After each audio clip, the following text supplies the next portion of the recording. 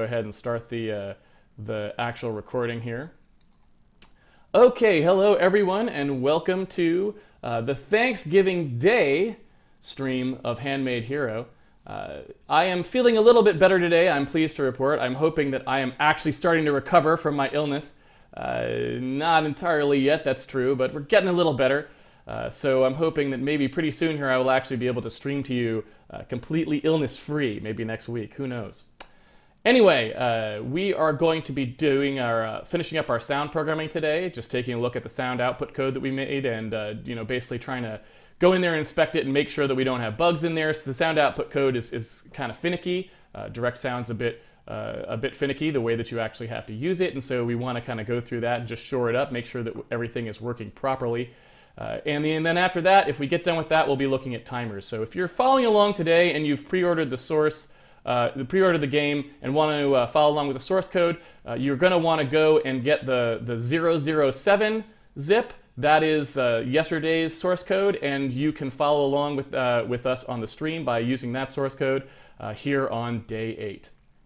Okay, so basically we're just going to jump right back to where we were yesterday. I've got a couple of cleanup things I wanted to talk about that don't have anything to do with audio, but we'll get to them later if we get to them. They're kind of on my notebook of just things to talk about that I didn't get to yesterday when I was talking about, because we went right up to the end with sound. So, here we go. Here we go.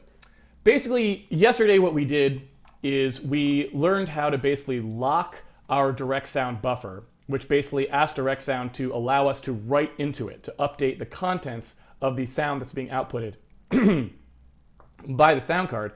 And then what we did is we wrote a square wave into it, and then we told direct sound to unlock that, basically saying we're done writing into it, you can continue playing now.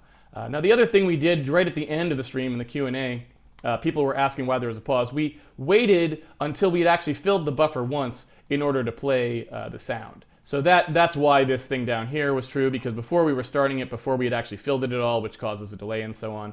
And so basically what we were doing is make sure we had it filled, then we start kicking it off, and we go from there. So the thing that I want to do today, first of all, is a square wave is a rather harsh wave. And so it's a little bit harder to hear if there are bugs in the sound output. And one of the things, I'll tell you a little story here on the Thanksgiving stream. We are not particularly time constrained today, by the way, so we could go a little long if we wanted to. I'll try not to, but we could. So one of the things that's actually kind of weird about audio, and that you kind of have to you just have to take it on faith when I tell you this. If you haven't had this experience yourself, then it may sound a little hard to believe, but you're just going to have to trust me it's true, and I'll tell you a story. So a long time ago, I don't know how many years it was now, probably 8 years, something like this, quite some time ago, we used to do a thing called the Indie Game Jam. And the Indie Game Jam was actually the very first game jam that ever existed. It was a thing that a bunch of us started. The very first one was held, Chris Hecker and Sean Barrett actually organized it out of a barn in Oakland, California. And basically it was a long time ago, and a bunch of us were sort of emailing about how computers had just gotten fast enough to maybe, if we tried, they could maybe render I think it was 10,000, or was it 100,000? It was either 10,000 or 100,000 sprites on the screen. Just sprites, like old school sprites. And so what we were talking about is, well, what kind of games could you make with 100,000 guys? And so out of that was born the idea of, why don't we just get all the game developers that we know, all of kind of the friendly game developers, who were all kind of professional. Everyone was working on AAA games at that time. There was no such thing as an indie scene. I don't know when this was, 2000, 99, something like this. Probably 2000 or 2001, I would say. So basically, we got everyone together and we said, all right, let's see if everyone comes down for a long weekend, how many games we could make that just play with the idea of having 100,000 guys. And so I worked on the engine for that jam. I think I did like a couple things, like the camera code and the loader that loaded Doom WAD files. That's where we got the sprites from. And then like Sean Barrett did like the renderer for it and stuff. that would actually try to push 100,000 guys at once and so on. And so that when everyone got there was basically this code that could go ahead and actually render 100,000 guys, and people could sort of make games with it. And that was the very first game jam that there ever was. And since then, there's been lots of that idea of having a game jam where everyone just kind of packs in and makes a bunch of games has kind of caught on. And there's been lots of game jams, but that was the first one I think that ever actually existed, a concept of a game jam.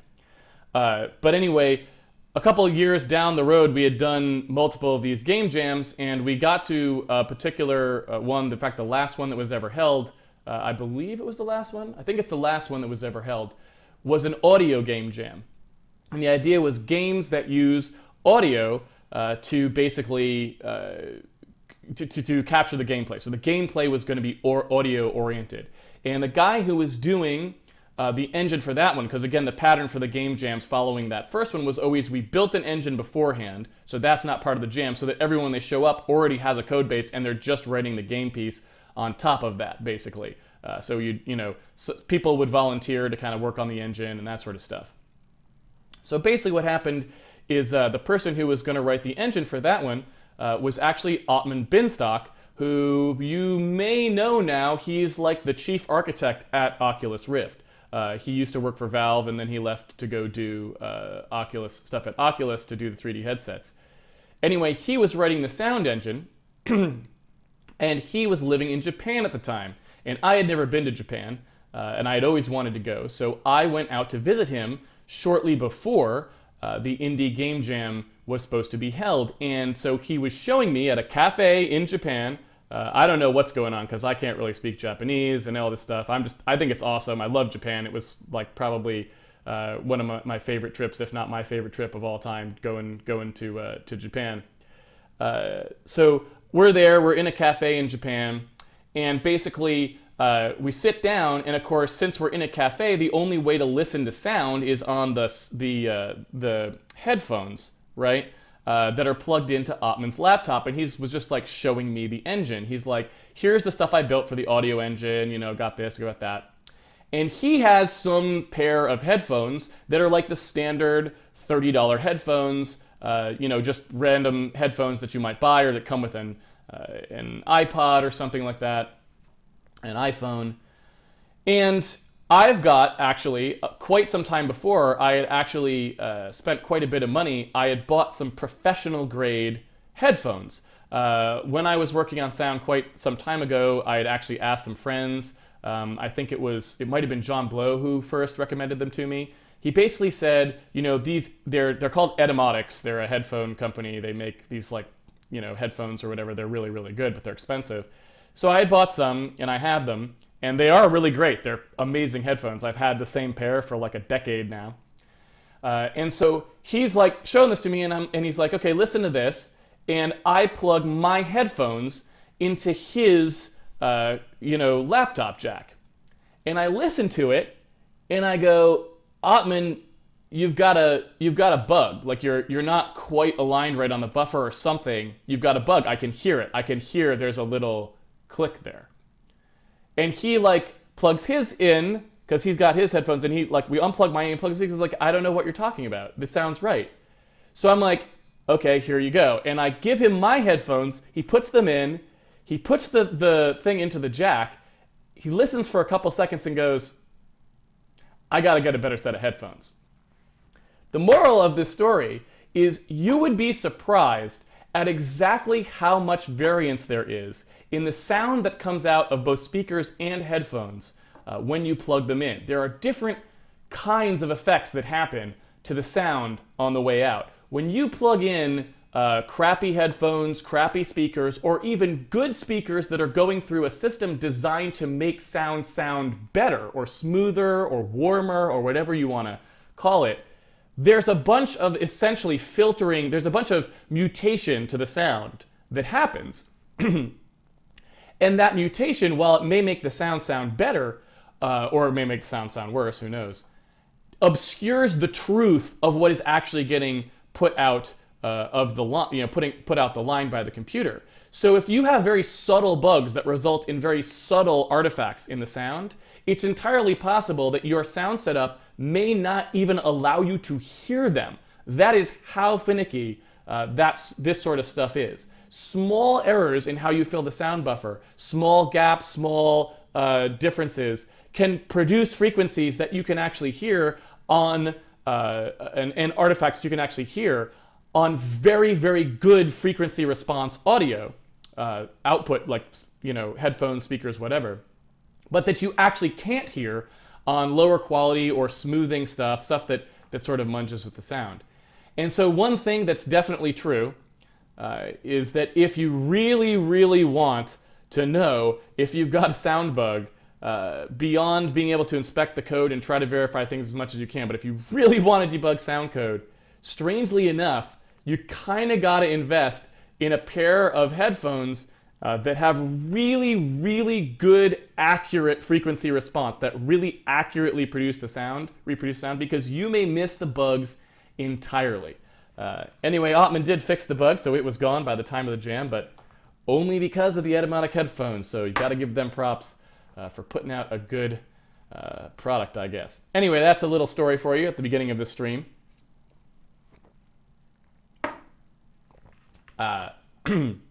Hope you all enjoyed it. I'm not much of a storyteller, so I'm sure it could have been done in a more exciting way, possibly with visuals, but what can I say?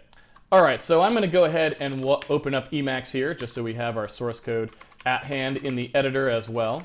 And then I'm basically going to take a second to talk about and think about how I want to go about verifying that this code works. So we've got a lot of moving parts here. There's a lot of things that we have to think about. First of all, when we come through it the first time, we fill the entire buffer, basically to give it something to play.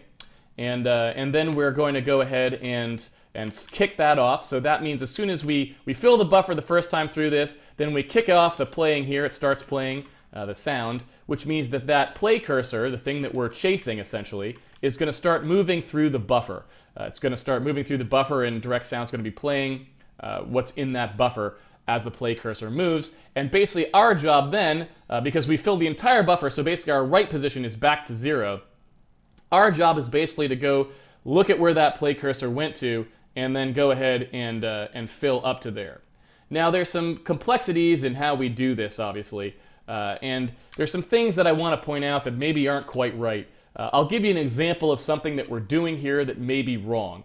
And so maybe we start to clean this code up, we start to think about these cases, start to debug it and make sure what's going on. But like, it was kind of a little hacky, it's test code and that's fine, but we're trying to actually pull this out into something we're going to use. Eventually, we got to start thinking about these things. So one of the things that we're doing, for example, is we get the play cursor here. We take a look if the play cursor is equal to the byte to lock. We assume that we're basically starting out, everything's at 0, and we're just going to fill. Now, why might that be wrong, right? Well, one reason it might be wrong is because the byte to lock and the play cursor, well, we know what byte to lock will be after we're done. If we write the whole secondary buffer size, then byte to lock is basically going to be back at 0, right? Because it's going to advance one whole buffer size worth, but we're modding by the buffer size. So every time we advance it one whole buffer size, it's back to the exact same position it was where it started, which in this case would be 0. So if the play cursor has not moved, the next time we get back through this loop, if the play cursor is back where it was, we would refill the whole buffer again, which is totally wrong because the buffer hasn't actually been played. Does that make sense? And that could very legitimately happen depending on the system, because let's say that we are on a system whose play cursor reporting isn't particularly accurate. You have to remember the play cursor is basically an estimate of where the sound card is in terms of playing out the sound on the speakers in some sense, but we don't actually know how that's being computed. That has a lot to do with what the sound output chip is on your actual computer, what the drivers are doing, how frequently they update with direct sound, how direct sound and the kernel mixer decide how they're going to report those values, when they're going to report those values, when they're going to service those values. We have no idea what's going on here. And certainly in the old days, that play cursor used to actually be updated very infrequently, in fact. Nowadays, I suspect it's probably a lot more frequent, the updates that are coming through it, but it's worth remembering that it could actually happen, that doesn't actually advance. So that's kind of a bug waiting to happen, in my opinion. So this, we need a more accurate check than byte to lock equals play cursor. basically what we kind of want to do is maybe write something that's a little more intelligent and wants to see that play cursor advance a bit and know that it has actually been updated before we actually fill it again. Like one thing we could do trivially perhaps to increase the reliability of this code would be to check to make sure that in 2 times through the loop we have seen a different play cursor. Like don't take any action until we actually see that play cursor move, because if the play cursor hasn't moved, then we are in a situation where we really don't know what's going on and we probably shouldn't be touching the buffer. Excuse me. Still sick. Getting better, but still sick. It is true. Okay, so that's something that we need to take a look at, certainly. Something to think about. The other thing that I want to do, and the first thing that I think we're going to do here, is that a square wave is actually not a particularly good wave for hearing errors. And the reason it's a very harsh wave, you can actually just tell just by looking at the square wave. And for those of you who were here yesterday, you know what the square wave is, but I'll just bring it up again just to refresh your memory. A square wave is basically a completely harsh cut. It's full on, followed by full off, followed by full on, or I should say full positive, followed by full negative. And if you think about that, that basically introduces this really hard, it's very unnatural. That's not something that you're probably ever actually going to see in the real world, right? Sound is a lot smoother normally. And so that's just a bad thing to test against. We don't really know what that should sound like intuitively. We probably can't hear errors in it very well. So the first thing that I want to do, and I didn't do this originally because I didn't want to complicate the explanation by starting to talk about transcendentals and things like this, is we're going to actually switch to a sine wave. A sine wave obviously is very familiar to most people, and you've probably seen it if you've ever taken high school math, at least in the United States. Typically everyone has to go through trigonometry, which means that you'll have seen something like a sine wave. A sine wave is basically a continuous periodic wave that just kind of loops up and down, very smooth, very continuous, and it sounds to your ear like a very pure tone. It is like the most pure sounding tone that you can really hear. It's like this perfect, smooth, no noise, no harshness to it. It's like a very warm, pure tone. And so what I'd like to do is basically just first switch over to a sine wave, because I think we'll have an easier time hearing the errors if we switch over to a sine wave for our sound output. So that's the first thing we're going to do. And in order to do that, we need to change the way that we're computing our sample value. Because remember, our sample value is currently being computed as a square wave. So we're going to go ahead and change this square wave period to just wave period, and a half square wave period to half wave period, because now we're going to actually not be talking about a square wave anymore. We are going to be talking about a sine wave. So if we actually go in here, the first thing that we have to understand is basically we're going to be seeing floating point numbers for the first time. And I'm not going to try to explain them fully here because we don't really need to understand them fully to do this. But there's something that's going to come up again in the stream actually fairly soon that we will have to start understanding in a little more detail. So this is just your first introduction to them. Don't worry about them too much, but try to start getting acquainted. Basically what I like to do, like everything else, is I like to have a type def for them because I like to be able to specify the size explicitly. Basically the types that I use for them are real 32 and real 64. Those are the two types that I use. And basically they correspond to the two built-in types for C and C++, which are float and double. Now a float is 32 bits wide and a double is 64 bits wide on the machines that we're talking about here. And basically that is usually true across a lot of platforms because there's a thing called the IEEE standard for floating point, and it actually specifies how the floats work and how they work in 32-bit. So you can actually take a look here. If you look this up, you can actually see there's a whole spec for these sorts of things that you can look at. It's not it's a very rigorously defined thing, I guess is how I would say it. So there's not a lot of flexibility across platforms with how the actual math works out when you're operating on these values. There actually is a very rigorous definition for how all the math has to be worked out. There's reasons behind all of it. We'll refer to some of it as we go through the stream, But a lot of the minutia here, there's a lot of minutia to floating point math that we'll probably never get to. Stuff that you only really care about in scientific computing or very delicate numerical algorithms where you care about stuff like, is something positive or negative zero? And yes, ladies and gentlemen, there is such a thing as positive or negative zero in the IEEE, and there's good reasons for it too, reasons that I don't necessarily pretend to understand very deeply, because some of the people who came up with this stuff were really crazy good at thinking about computer math and all of the ramifications of it for computing actual math. It's scary how much thought went into some of these things. And if you're into that sort of stuff, I highly recommend reading about the history of it and so on. It's actually very fascinating, but we're not going to go into that today or possibly ever. We're only going to kind of touch on them a little bit further out. So we're going to go ahead and include math.h, and this is just something, again, for test code.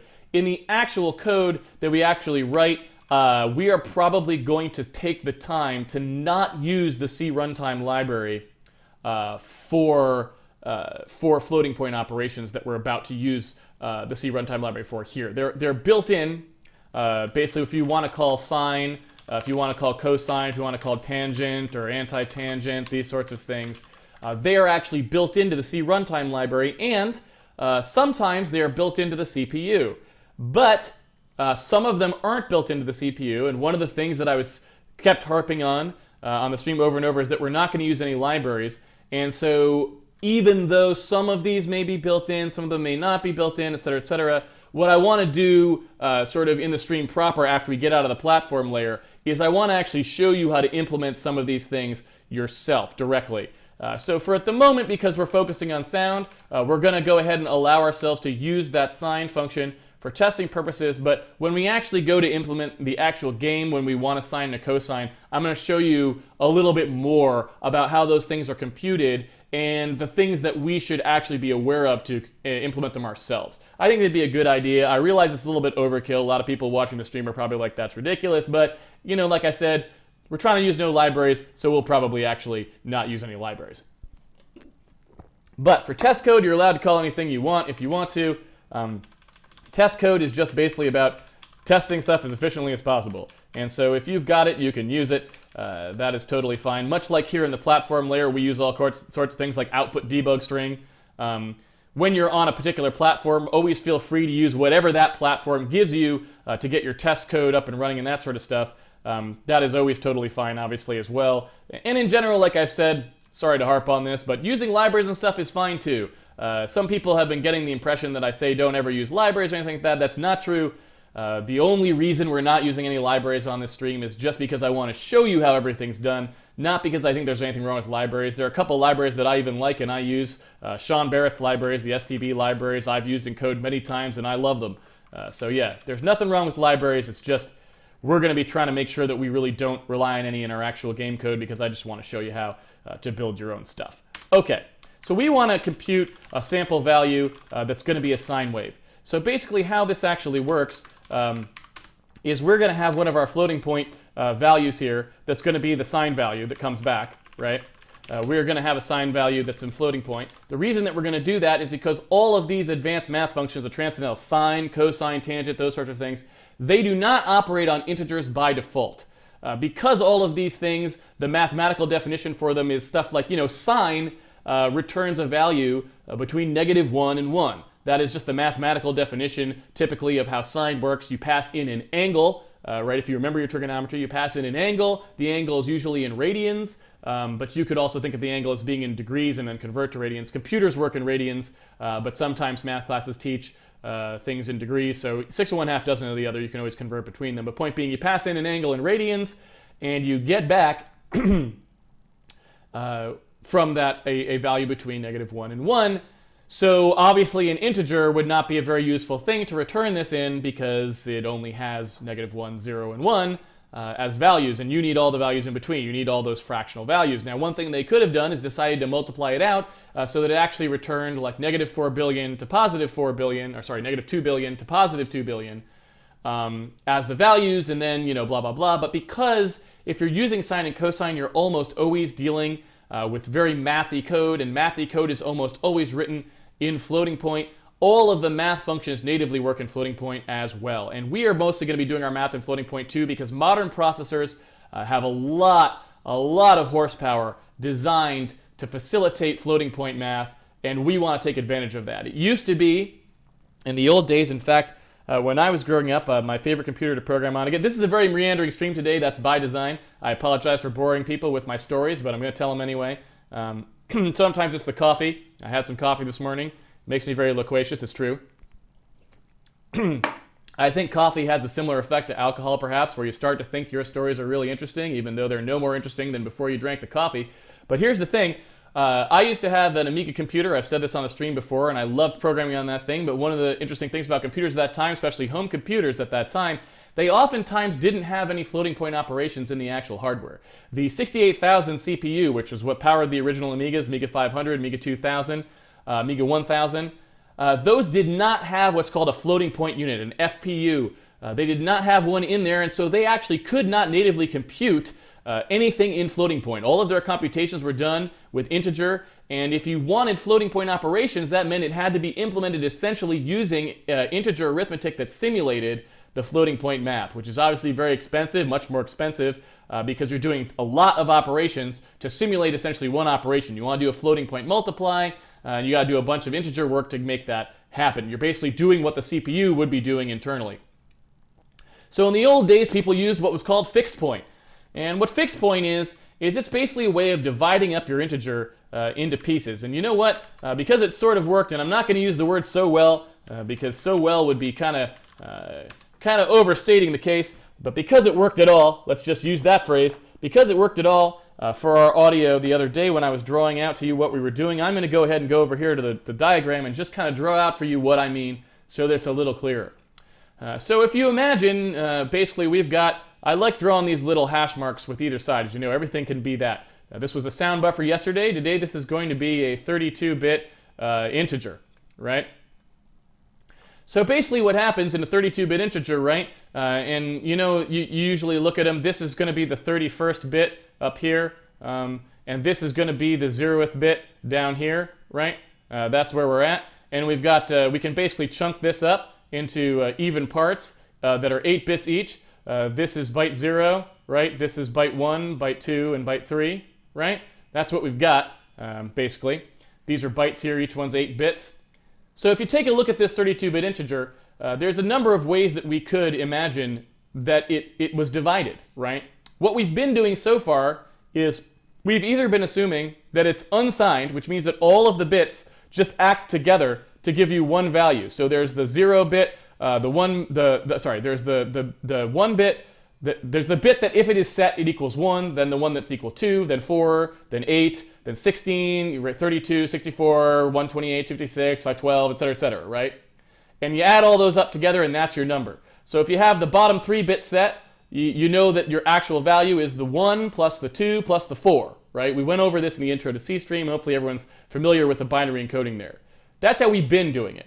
And then sometimes we've used negative numbers, and negative numbers use what's called 2's complement, and that's basically where you have the high bit is set, you know it's a negative number, and then the rest of these are encoded in a way that basically makes so the math still works out for negatives. You interpret them slightly differently. We didn't actually talk about 2's complement on the stream. We should probably do a stream about that at some point, but it's not germane at the moment, so we're just going to skip that.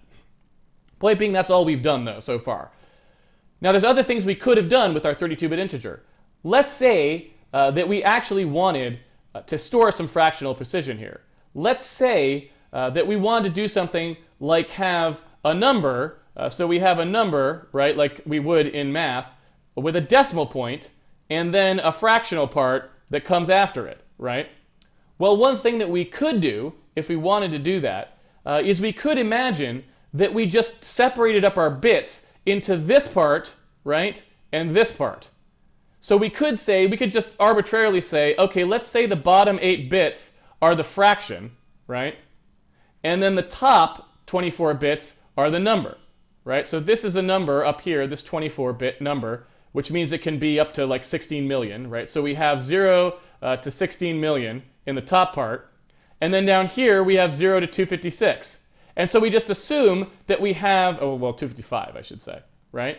So we just assume that we have whatever this number is in the top 24 bits, And then we have a fraction that is essentially whatever this number is, we'll call this number f, let's say, for fraction. We have f over 256. So our number is whatever our number is in the top 24 bits, it's this thing, plus whatever this thing was divided by 256.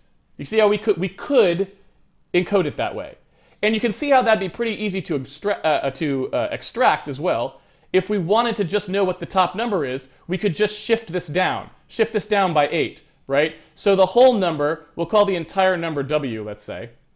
If the whole number was shifted down by 8 bits, it would knock out the fraction and leave us with just the actual number, so we know our whole number very quickly. That's called truncation. It gets rid of the fraction entirely, right? It just gives us back the number. We could also round the number if we wanted to. We could add, right, half of this. We could add 256 over 2, or whatever, right? Actually, it's actually technically 255 over 2, so it'd be 127, right? We could add 127 to the bottom, which would mean that if it was 128 or higher, right, it would wrap and add 1 into here. It would carry into there, right? And that would increment our whole number by 1. If it wasn't, if it was less than that, then it wouldn't carry. It would just stay in here when we did the add. We could do that add, then do the shift, which would have the effect of rounding, right? So truncation would be this. This is truncation right here, right? That's truncation.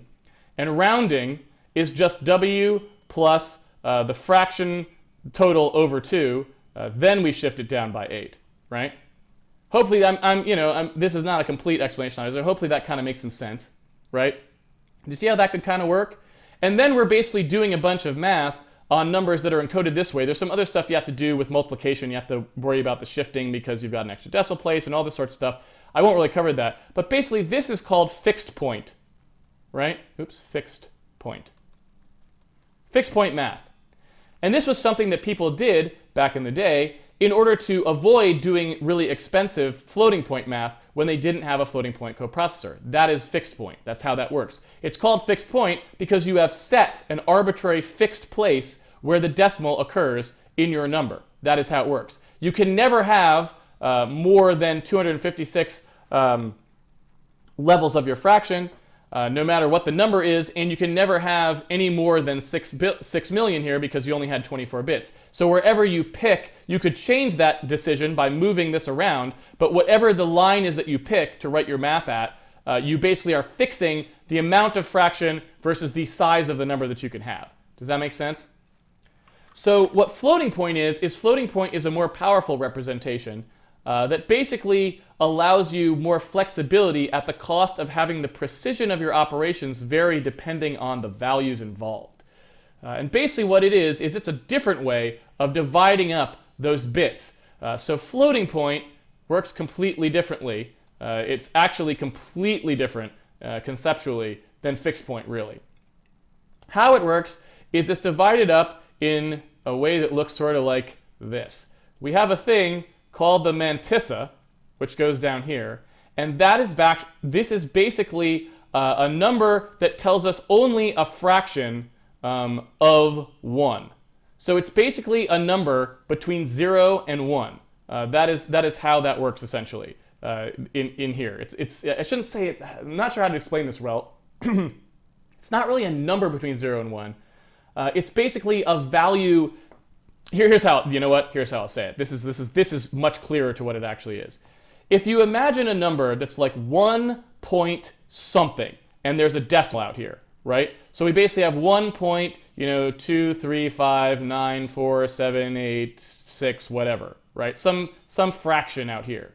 The mantissa is a bunch of bits that stores this. It's the part that stores the fraction. The 1 is not stored. It's just assumed to be there. So it's just the fractional part. That's the mantissa, a fraction of this 1, okay?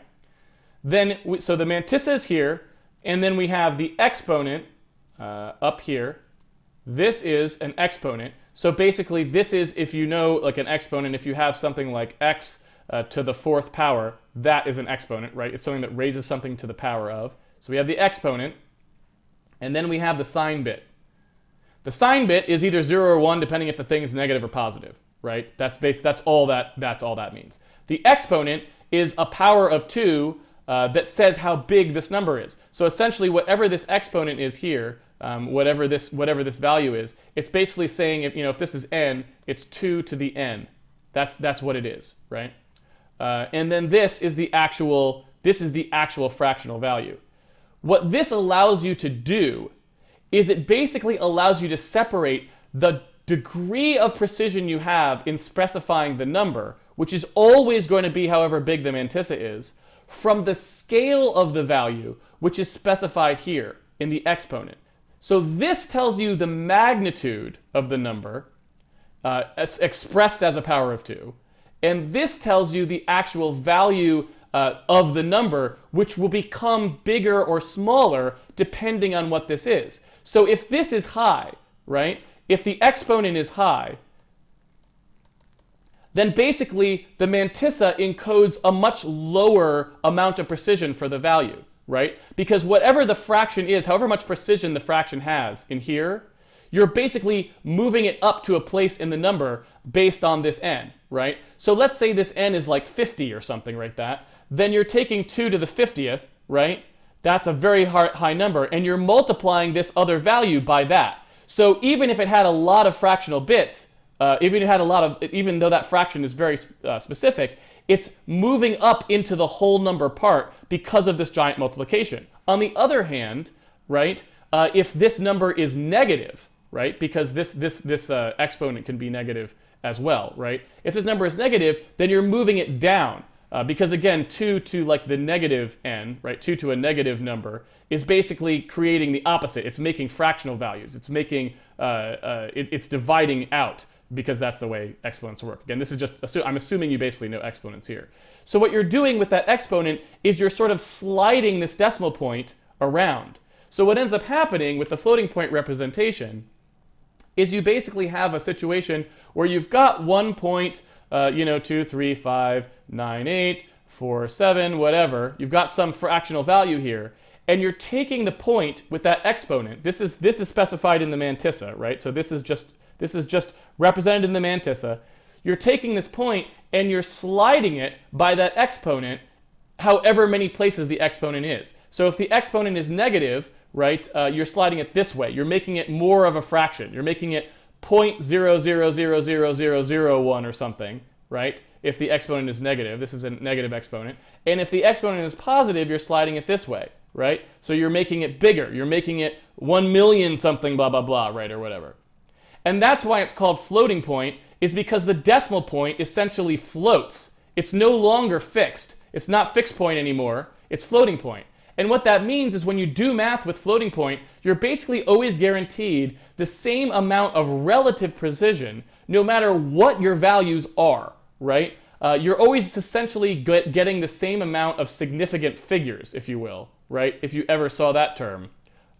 You're sort of getting that sort of equivalent of scientific significant figures in some sense, where you're saying however many bits of mantissa the floating point format you're using happens to have. And again, there's 32-bit floating point, 64-bit floating point, so the size, the precision varies depending on how big the total thing was.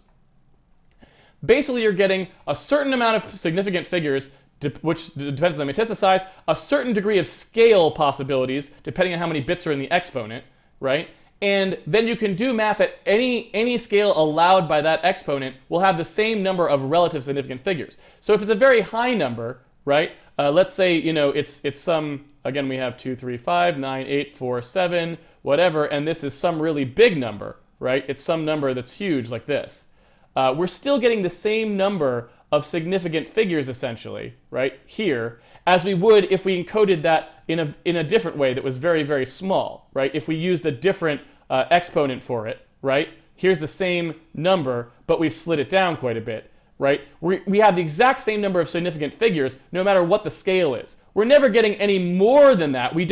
Once we get up to the scale, we can't even encode what the values are that go all the way to the decimal point. There might be tons of zeros here, and we have no idea what they should have been because we can't encode that. And same as here, we can't know what any of these things are because we've pushed it down too far. But that's basically how that works, right? Now, again, I'm drawing this all in decimal. I'm writing 0.000 as if they're decimals, and then these are all decimal numbers, right? And that's not really the case because this is all binary. So really these would be things like 0.00101000101, that sort of stuff. But you get the idea. It works exactly the same. You're still moving a decimal point around that has to do with that. So hopefully that makes some sense. Oh, I'm sorry. I just checked the stream. I guess I'm talking too loudly today. I should quiet myself down, perhaps. Maybe I'm getting a little too coffeeed up. I'm getting a little too caffeine-y, and I'm clipping. Sorry about that. I'll try to calm down, make a much calmer tone. Okay, so basically that is basically the way that floating point works. And we'll talk about this a little bit more as we go, so I can kind of explain more what's going on with the floating point numbers and why you have to understand some of these things, because obviously this is all kind of minutia. The processor is doing it for you now. So basically what we are able to do with modern processors that we couldn't do, say, on the Amiga, which didn't have an FPU, they actually later added one in the 68030. So if you bought like an Amiga 3000, which was a later version of the Amigas, they had FPUs that could do some floating point math. Nowadays, everything does floating point math. Your graphics card does floating point math, your CPU can do floating point math, and in fact, most of the computing horsepower in your computer is often dedicated to doing floating point math, because floating point math is where most calculations happen now. Certainly all 3D graphics runs through floating point math. At almost every stage of the pipeline is very heavily floating point now. Certainly all scientific computing almost always uses floating point math, although there are certain cases where integer math gets used and so on. So floating point math is one of the most important features of a CPU now. Even though they couldn't do them in the old days, they now have tons of horsepower for it.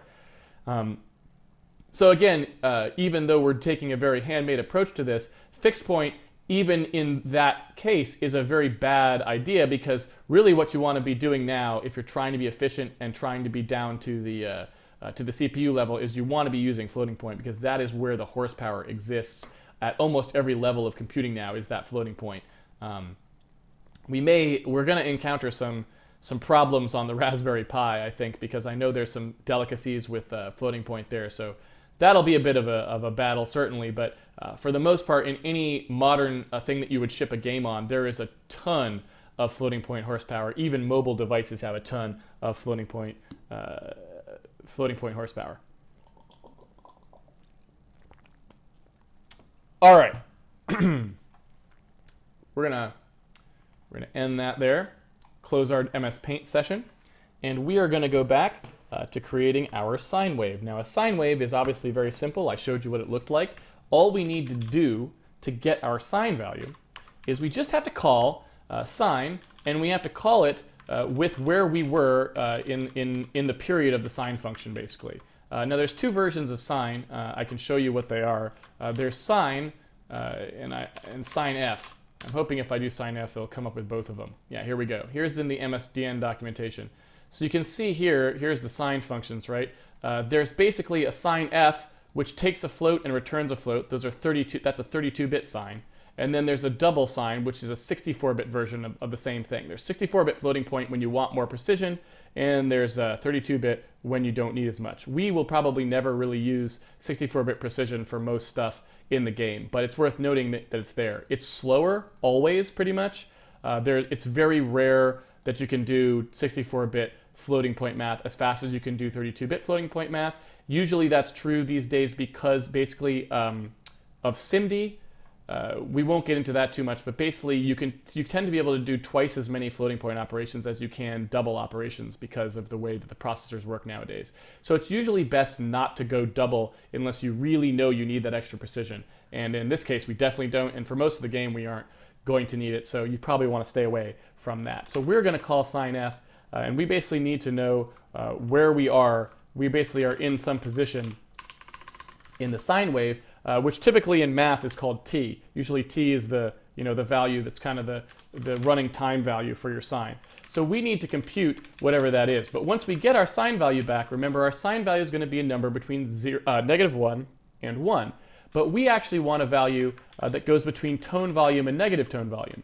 So what we need to do is we basically need to cast to an int16, but we first need to take our sine value and we need to multiply it by the volume so that it will take it from a -1 to 1 version of our sine value And why is it doing that?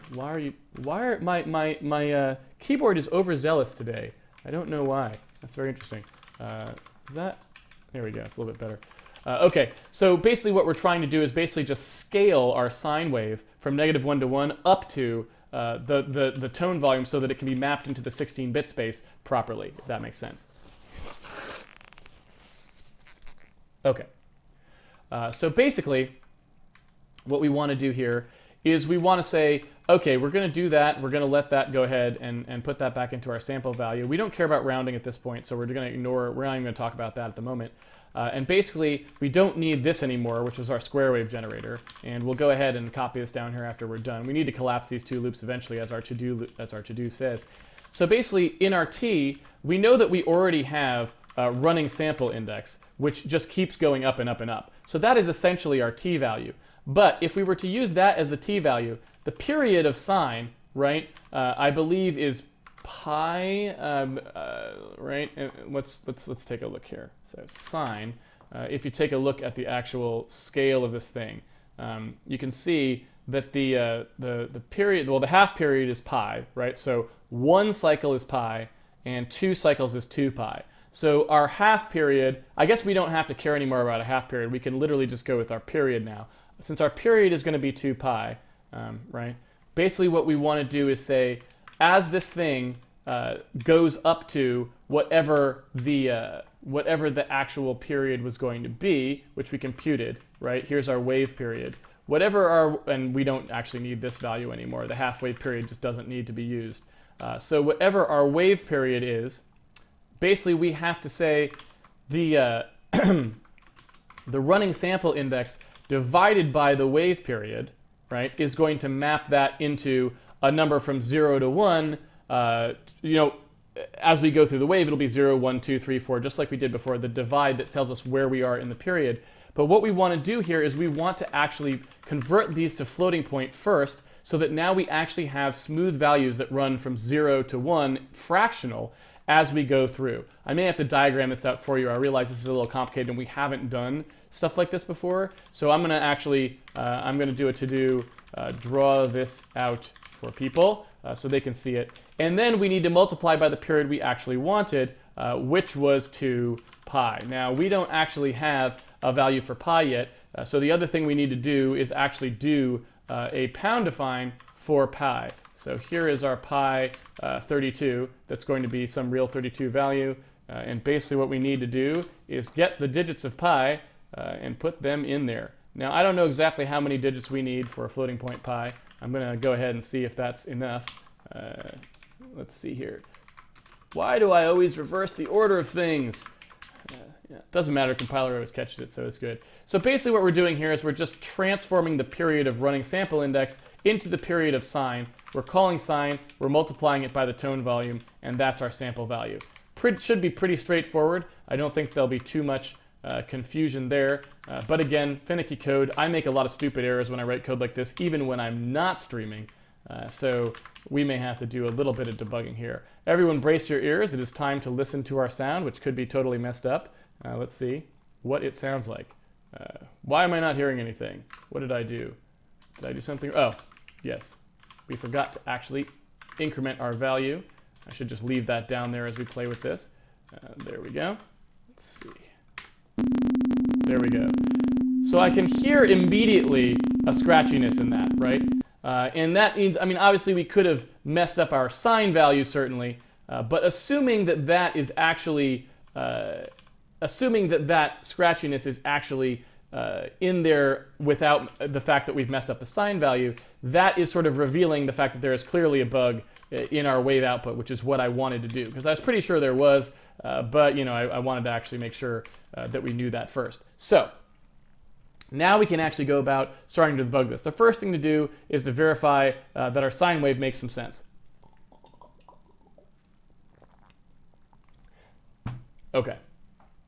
So one thing we could actually do if we wanted to is actually draw the sine wave out on the screen, which is probably what I would do in a normal circumstance. And I'm not sure if I want to do it now only because we'll have to sort of explain a bunch of drawing things to get there. But the other thing that we can do is we can kind of look at this code inspection-wise First of all, step through it once, make sure that we understand what's going on. The other thing we can do is not fill the buffer. So basically, we know we had a 1 second buffer. So the very first thing I'm going to do is just never fill it again.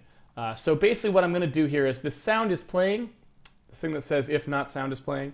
That sound is playing, I'm just going to use that as a latch to only update the buffer once. So basically what I'm going to do is here is say, instead of calling get current position, I'm going to say if the sound is not playing and you were able to get that cursor position, then go ahead and fill that buffer, right? So basically I'm just going to do this. So what you can hear now, at least I hope you can hear this, if you can hear it, we hear only one skip. Do you hear that? Solid tone and skip. And how far is it apart? 1 second? 1, 2, 3, 4, 5. You hear that? Right? So when you hear that, what we now know, what that has determined, right, is that we have a bug in how we fill the buffers where the sine lines up when we fill those buffers, right? We know that our sine wave is actually outputting correctly because our sine wave, when we listen to it, when we listen to the sine wave just filling the buffer once, it sounds like a pure tone correct, and the only time it has a skip is at the end of that 1 second buffer, which is where it should skip because we didn't do anything to make sure that the sine wave wraps properly from the end of the buffer to the beginning. So there's a hard gap there, right? So basically we've now determined rather definitively that at least our sine output, this code right here, is working properly. What's not working properly is either the way that these two things are gapped together, because remember we're only testing one path. In fact, we can sort of see that here. When we come through and do this the first time, right, when we get this back, our region, our two region sizes, let's take a look at those here. Region 1 size, region 2 size. You can see that because we're locking the whole buffer that first time through because it's not playing yet and we're just filling the whole thing up, you can see that we only do one region fill. So we're only doing this fill. So we could have a bug here as well. That's entirely on the table. We have not ruled that out. But we know that we either have a bug there or we have a bug in how this stuff is updating, because we're basically saying when we start to actually fill the buffer up incrementally afterwards, we're introducing a lot of skips that should not be there, right? Does that make sense? And so there's a bunch of things that could be wrong about that. One is that we could be doing this fill wrong. One is that we could be incrementing our sample index wrong, so that we're thinking we should be, the place that we're actually writing into is not the place that we should actually be according to where we are on the sine wave. There's a lot of things we could be doing wrong. And so now we have to kind of go figure out what those are. Okay. So, first thing we want to check is just let's go through the code and just verify that we actually think we know what's going on here. We know we have basically a buffer that's going to be 48,000 samples long, which is going to be 48,000 times 4 because in terms of bytes, right? That's the bytes per sample. So when we init dsound, we're expecting to pass 48,000 here and 48,000 times 4 here. So let's go ahead and just step in, and we'll kind of walk through the code. We'll sort of analyze it line by line and make sure that we understand what's going on. Oops, I had to actually start it running again. There we go. So when we pass it in here, let's take a look. That should be 48,000. I'm going to switch out a hexadecimal display here. Samples per second should be 48,000. It is. Secondary buffer size should be 4 times that. That looks about right. 4 times 48,000. Yep, that looks right. That's what we expect. So our buffer is 1 second long, and it's playing at 48 kilohertz, which is what we wanted. We come in here, we process our messages, and then we're going to go here to fill our buffer. The sound is not playing yet. We go in here to fill the buffer. Our running sample index should be 0, and it is. Our bytes per sample should be 4. Now why is this not parenthetical though? That bothers me a little bit, because that should be a parentheses right there, and that is not how I would normally write that code. So I messed that up because the operator precedence, to be honest with you, I don't even remember what the operator precedence is between these two operators. I would never leave that be. So let's double check our operator precedence there since it came up. Operator precedence C. And let's see if it's got it here. Where is the mod operator, people? Where is it? It's right there. So these are left to right. So in theory, that's not a bug, so it would have been operating properly. But I don't like that at all. I don't like to leave things like that to chance. I don't like to be the kind of person who just memorizes the operator precedence and always embeds that in the code. I think it's a lot easier for other people as well as yourself to read code that looks like that, so you know unequivocally that's what they meant, and there's no problem. Don't worry about the 5-minute warning today, people, because like I said, this was going to be a kind of meandering stream on a holiday, so we're going to go ahead and blow straight through that. There will be a Q&A. We will probably just take the whole Q&A, the whole 30 minutes normally for Q&A to finish what we were doing, just kind of get comfortable, and then we will have a Q&A after that as well.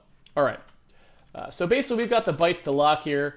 That looks like a correct computation to me, the byte to lock, rather. Basically, what we're doing is we're saying whatever our sample index was times the number of bytes per sample modded by the entire buffer size should be where we are in the buffer. That seems like a solid computation to me. I feel like that is relatively straightforward. I'm going to go ahead and recompile that here, and then I am going to step back to here, and I am actually, you know what the other thing I'm going to do is I'm going to remove our check there so that we actually can step through twice, because what I'd like to do is I'd like to verify that this wraps around to 0 again the second time through. So the first time through, we compute that byte to lock and it's 0. The second time through, I would like to verify that it's 0 again, and it is, so that's good. That's what I wanted to see, and wanted to make sure that the sample index would go up by 48K, and it did, and that all looks roughly correct. Okay, so let's move on to thinking about something else. So I think that running sample index looks kind of okay to me so far. You never do know. If the byte to lock equals the play cursor, that should only happen that one time. At the moment, like I said, it's a little iffy. We've got the to-do in there, but I'm going to go ahead and try to verify that it only happens the one time. Oh, no. See, look at that. We've already found a problem. Why is that happening? Why is the play cursor and the byte to lock always the same? Oh, you know, oh, that's funny. That is very interesting. So I think basically what's happening is exactly what this to-do said would happen. Basically, we are writing up to the play cursor, and then we always find that the play cursor has not advanced by the time we get through the loop the second time. That is what's happening, I think. So really, we just have to make sure that the byte to lock is behind the play cursor always, if it is not. So if it's above the play cursor, that's okay. That means the play cursor, we have sort of wrapped around it. But if we're equal to the play cursor, that's actually something that maybe we're going to have to start just not doing anything, because we're assuming that we've already caught up and we're fine. So really, that should probably look like this.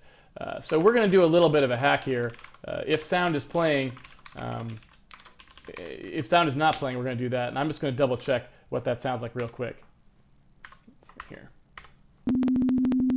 Okay, so that already eliminated one of our problems. You can tell that it's very different already.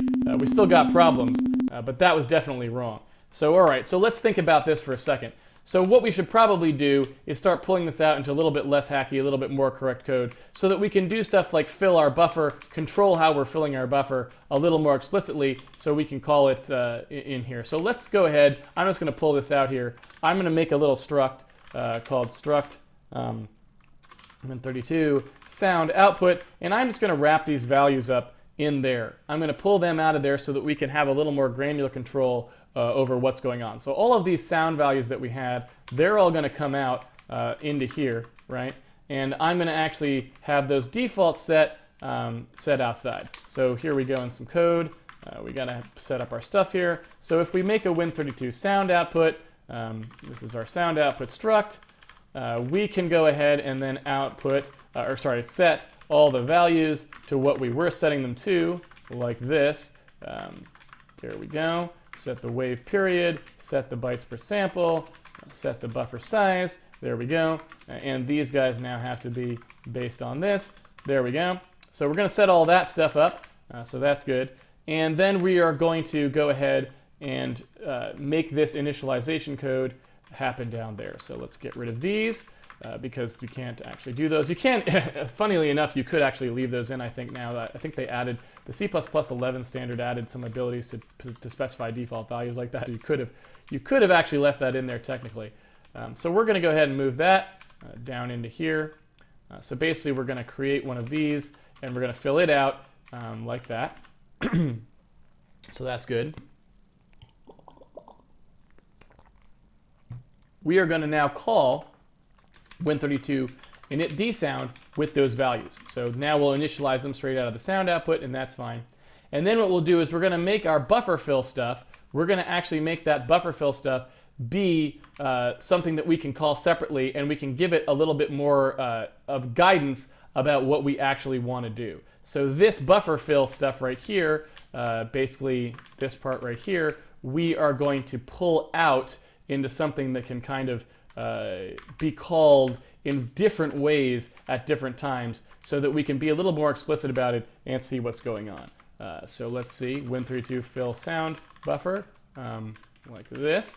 And that's going to take one of these sound outputs like that.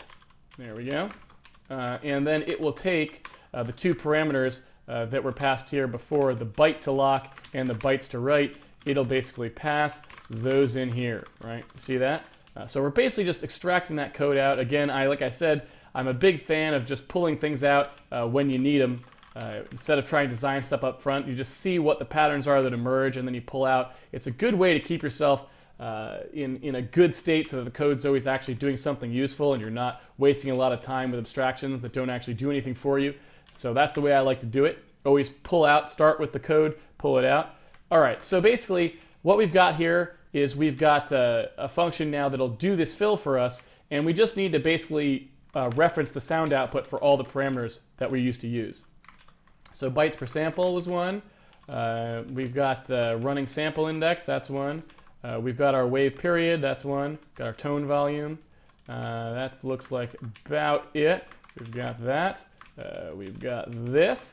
And we've got that. Okay, so that should basically give us what we had before. Let's go ahead and compile that, make sure that works. That missed a couple. There's one. There's another. And there we go. All right. So now down in here, what we need to do is we need to actually call this function, right? We need to actually call our fill function down in here, and we will do that. And there we go. Now we will call the sound output. With that, we will use our byte to lock and bytes to write. And now this should basically give us the same code with the same bug. It's just all we did was pull it out into another function. That's the only thing that we've done so far.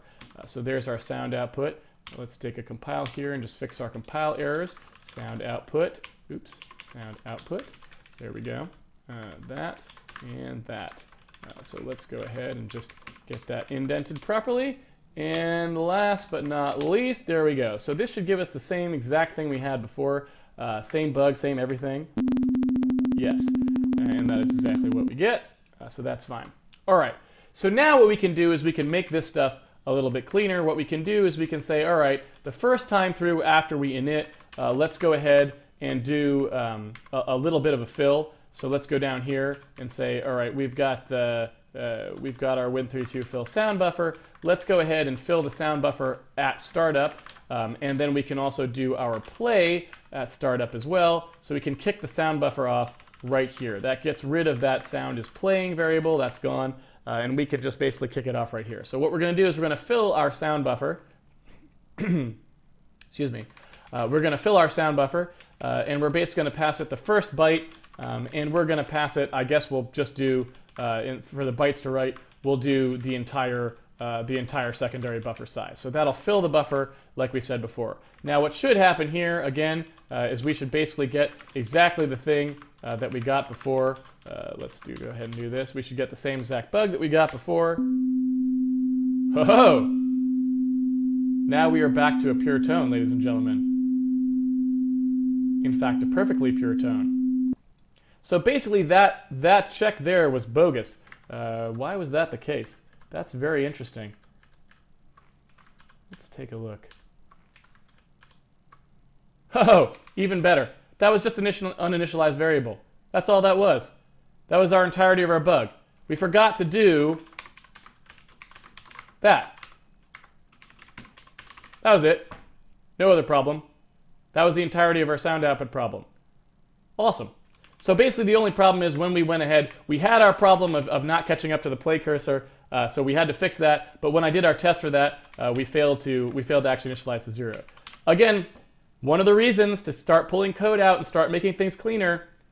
Cleaner code has less stupid mistakes in it, right? And that's a very good way to kind of look at that. Maybe we should have actually just initialized to 0 here, but at the same time, that was actually a legitimate bug.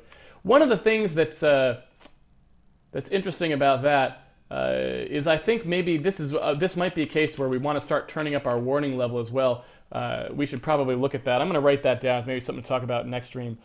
Getting the warning level up to something proper, because the compiler should warn us about a lot of things. Not necessarily that one, but we're currently working without a lot of warnings turned on. And usually when I compile my code, I have a lot of warnings turned on. So something to think about. But anyway, point being, now all of our cases actually initialize the variable properly. And hey, what a surprise, our sound output works. Works perfectly. Sounds lovely, doesn't it? Listen to that pure tone. Are you loving that? Are you loving that? I'm loving that. But yeah, that's something that we want the compiler to catch for us. And so maybe, I don't know, we're kind of, I feel like we could still make this stream be limited to an hour because we've done what we wanted to do today, which is debug our sound output. That has worked. We're pretty happy about that. And one of the interesting things is if you look at the latency here, our latency is now going to be the entire buffer's worth, right? Our latency is going to be one whole buffer's worth of sound because we're always writing up to the play cursor. What we could do in the future, and what we probably will do, is write less into the buffer, right? Instead of being, we're now 1 full second latent, which would be very bad for a game, because we're writing a full buffer's worth ahead of that play cursor. But what we could do is basically say, let's not do that. Let's write up to some place short of that, basically, right? Let's take a look at the play cursor. Let's move only a certain amount ahead of it, and let's write up to that. So we'll look at that a little bit later too, if that makes sense. When it comes time to actually play sound effects, that is something that we'll be looking at. So what we'll do here is we'll say to do, basically, we want to change this to using a lower latency offset from the play cursor when we actually start having sound effects, right? This sort of thing would be fine for music streaming because it's not particularly accurate in terms of latent, but basically what we want to do is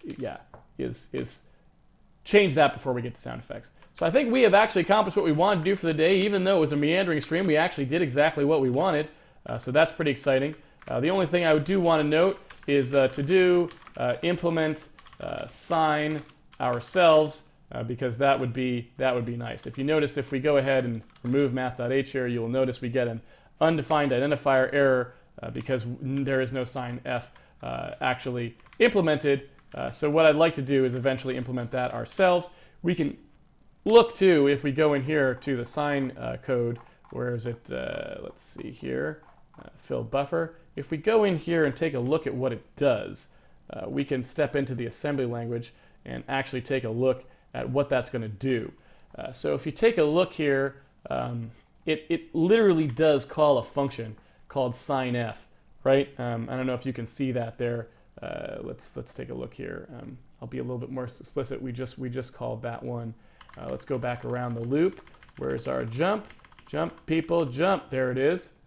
So we jump back to top of the loop. We come down here, and you can see we call into this sinef function. Here is the sinef function. Oh, well, no, it's asm, and I guess it's not going to show us the sinef function because we don't have the source. But we can look at the raw assembly for it. Let's take a look here. Doing a compare, doing a load, doing a bunch of testing, doing a bunch of mulls, blah, blah, blah, blah, blah. You can look at that. That's a pretty expensive sine, actually, it looks like. I don't know if that's the most... We may want to... we may be able to implement a more efficient sine because we know that we only care about certain things as well. So that's definitely something that we probably don't want to just leave to chance. So we will probably do something with that ourselves. All right. Anyway, I think that is basically all we wanted to get done today. We will do timers tomorrow, and then finally on next week we'll actually... I think we're in really good shape. Next week we should be out of Windows code. We still will probably do a little bit with file loading in the Windows code, and we'll be massaging the Windows platform layer a bit next week as we go through it. But I think that's it. Tomorrow we'll do timers, and then we are good to go. Ladies and gentlemen, we have been remarkably on time with the stream. The first day, not the first day, the second day, I think, was the only day we really didn't get to as much as we wanted to. This has been amazing. I don't know. Give yourselves a pat on the back for our punctuality. I think that's about it. So let's go ahead. Let's go ahead and go to the day 9 Q&A. Yeah, let's keep our streak going here. Let's take a look. Uplink coder. Indeed, this bug could not have happened. D always initializes variables. Yes, and I actually try to do that myself as well a lot of times. The only problem is sometimes. So what I like to do a lot of times, and you know, I'm going to go ahead and point this out here actually in our code. You'll notice what I like to do a lot of times is stuff like this. I like to always just initialize to 0 at the opening. In code that's not performance critical, I like to just initialize to 0 because I feel like it catches a lot of bugs for you. And you just always assume that things are 0, so you don't even clear values that are going to be 0, and you try to make as many values default to 0 as possible. A very good way to do things. So I like that. I would probably like that aspect of D. I have not programmed D myself, but I do think that's a good idea. What would be nice is something basically where you always assume that values are initialized, and then you ask for them not to be initialized would be the better way to go. So that in a case where you care about the performance and don't want default values, you just say that. That's probably something that would be a good idea in languages, or at least give the programmer the ability to basically say with a struct, here is, I expect this to be initialized to 0 all the time unless the person asks not for it to be, would be a nice keyword, for example. Now, the thing that I do want to emphasize here, though, is that this is not really about catching a bug. What I wanted the compiler to do was not to initialize bytes to write, because we still had a bug, in a sense. Yes, 0 happened to be the right value there, so it seems like it would have been catching the bug, but actually what would have happened is it would just been hiding the fact that our logic was buggy. And so what I would rather have had happen there, and what I think the compiler would have done if we had turned our warning level up, which is why I wrote that down as something to do very soon, maybe Monday we'll do that, is what I want the compiler to do is to tell me that there was a hole in the logic. Tell me not all paths initialize bytes to write before it's used. That would have actually been what I want. I don't want to silently initialize the value and hide the fact that our logic was buggy, because our logic was buggy. We did this, right? We did is sound playing or whatever, something like this, right? We did a thing where we typed in something here, but we didn't have an else. I wanted to tell me that else was missing. That's what I actually wanted. And I think the C compiler will actually do that most of the time on a higher warning level, which is kind of why I brought that up. That's the thing we actually want the compiler to do for us, not silently initialize the value, because this value doesn't have a default value. It needs a specific value for every possible case. And I want the compiler to hold us to that and to say, you've got a bug here if you didn't initialize it in every case. That's what I actually want. And that is why I didn't write this to begin with, because I actually didn't want that. So that's something to keep in mind there. Let's take a look at what we've got in the stream. I'm going to blow my nose. I apologize. I am still sick. It is true. Let's see. Okay. Starting back at the beginning. Blah, blah, blah. Let's see.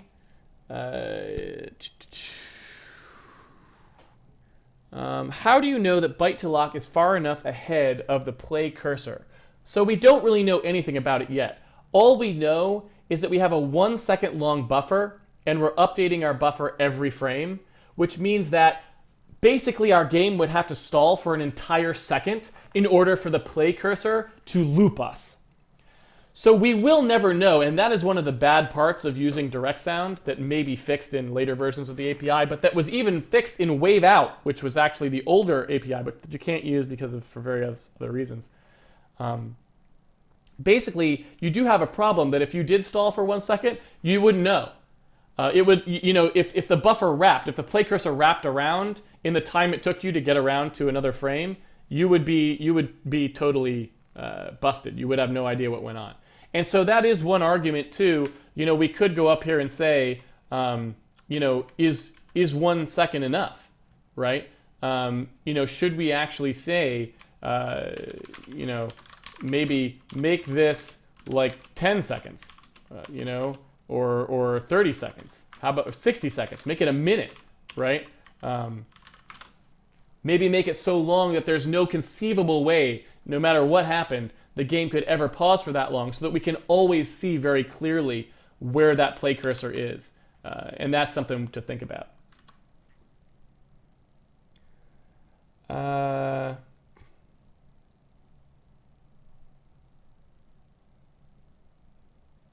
Could we force multiple regions by setting a maximum buffer lock size to be a fraction of the sound buffer? Sorry, I'm not sure I understand that question.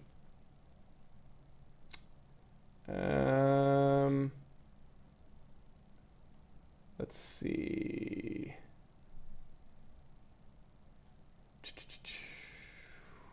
Sorry, just reading through everything. Try W4 if it's not too much trouble, W3. We'll talk about that on Monday. I wanted to wait until I explain how warnings work and how you turn them on and off and stuff, so we'll get to that. Let's see. Where do I look for standard C function documentation like printf or size of? Yeah, and like Sine, for example. So typically you should actually be able to do MSDN printf, and you can actually still use the MSDN for that. It's got them all in there. You can also look in other places, like when you just search for printf, you will get a C++ reference that comes up, usually. So you can see that there as well. But MSDN is actually perfectly fine for looking that stuff up as well. If that makes sense. Let's take a look.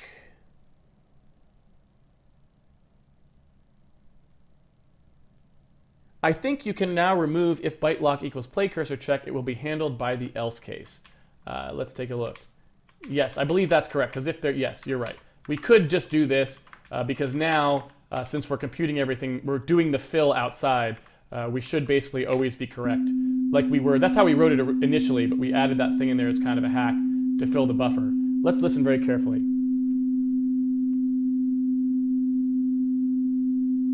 Okay. I guess the other thing we could do is while we're on stream here, if I go to OBS settings, I don't actually know if I can change these offhand, but basically, is there some way to change the volume that's of the game coming out? We could test that on the stream. Maybe we'll do that in a separate test stream. I'll just write that down. Basically, like audio volume in OBS. That's something to think about because people are saying it's too loud or whatever. So we probably want to take care of that, especially when we're not working on sound code. We don't want that blasting every time we play something. So that's something to think about. Okay. Let's minimize that again.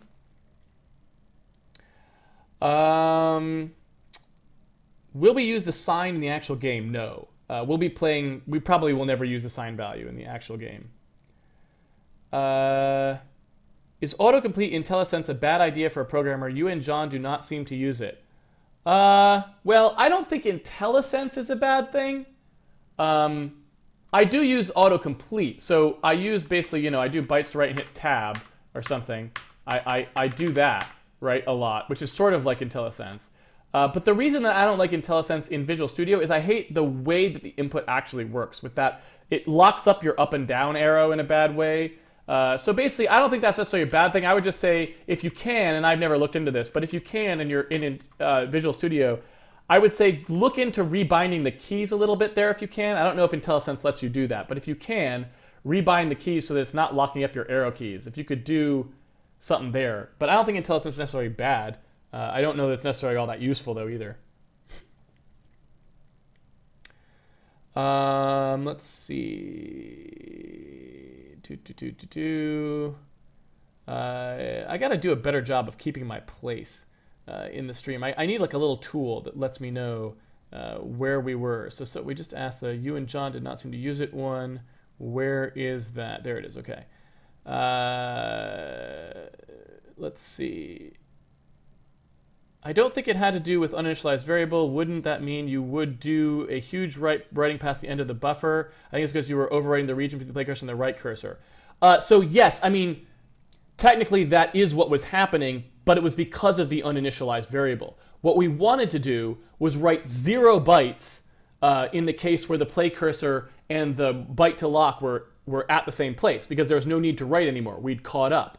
But what we were doing instead was writing an undefined number of bytes, right? We were writing some, whatever the value of bytes to write actually happened to be, garbage, right? We were writing that many, essentially.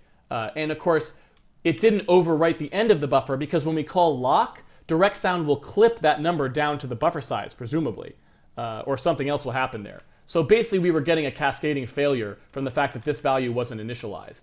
And it was causing us to do a write when we didn't want to actually do one at all. Our logic was supposed to say don't do the write, and that was the initialized variable that was causing that problem. Excuse me.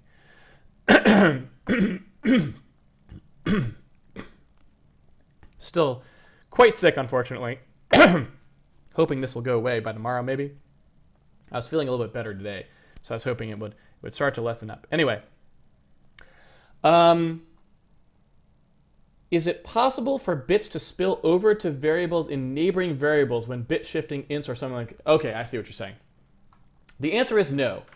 So the reason that bits cannot spill in when you're doing shifts and stuff like that is because when you are doing things like that, you have to remember that the assembly language is doing very specific things.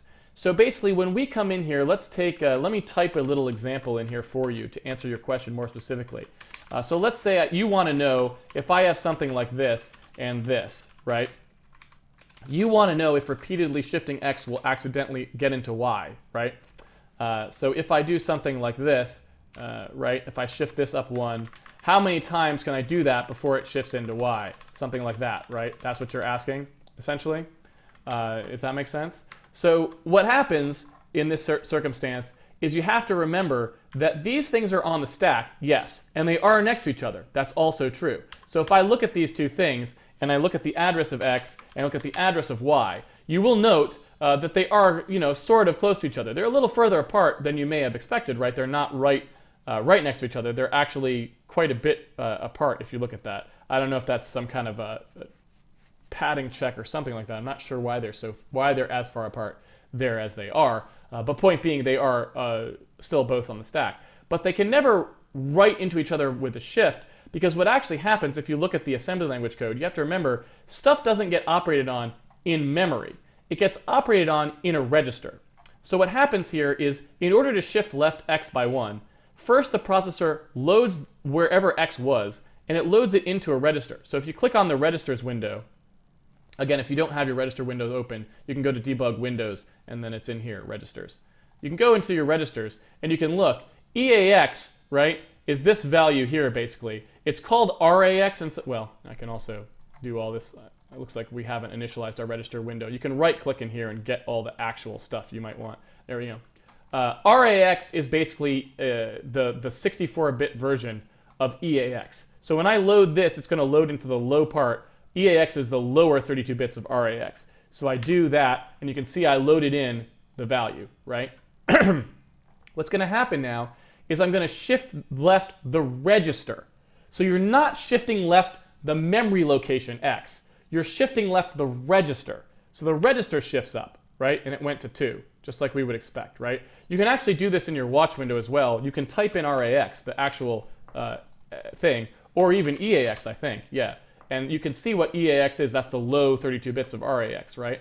You can do that, and you can even do comma B if you want to, because this didn't work in the intro to C stream. The comma B didn't work because we were using an older version of Visual Studio, but now that we're using 2013, we can do comma B, which shows binary, which is really helpful, especially for teaching purposes. There's the binary, 64-bit register.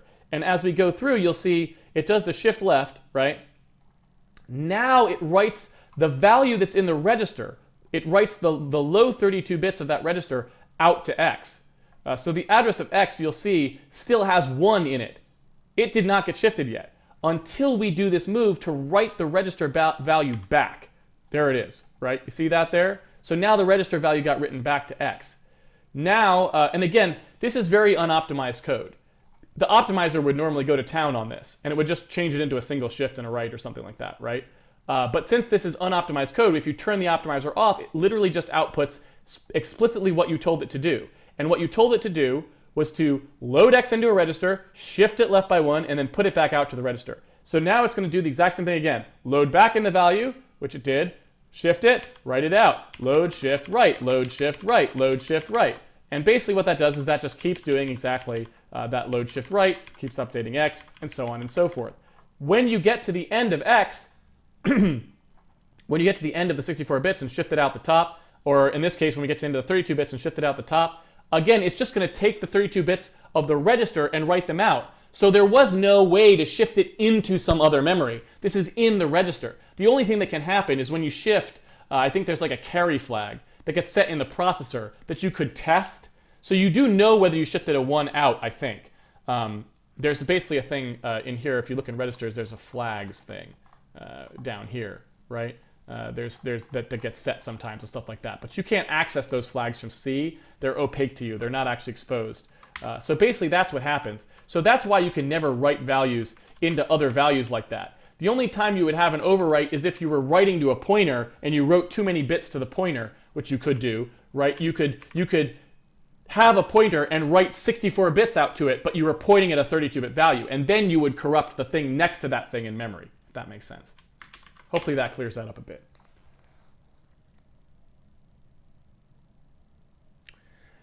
Let's see.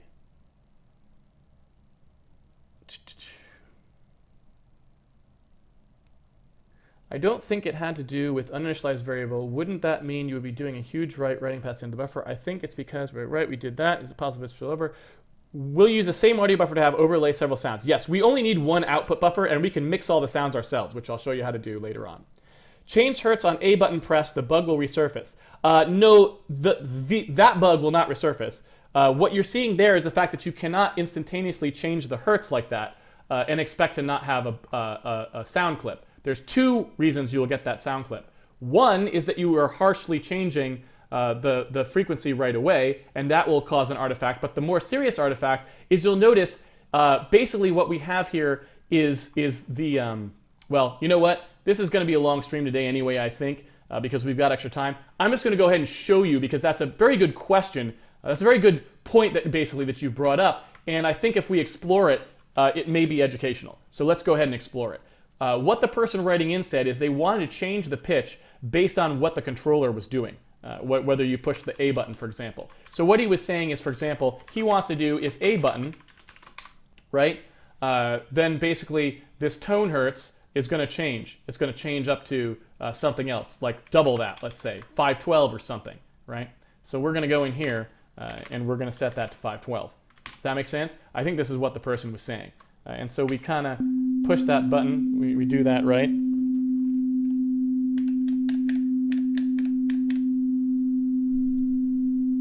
Why am I not hearing that? What did I do wrong? That is the A button, is it not?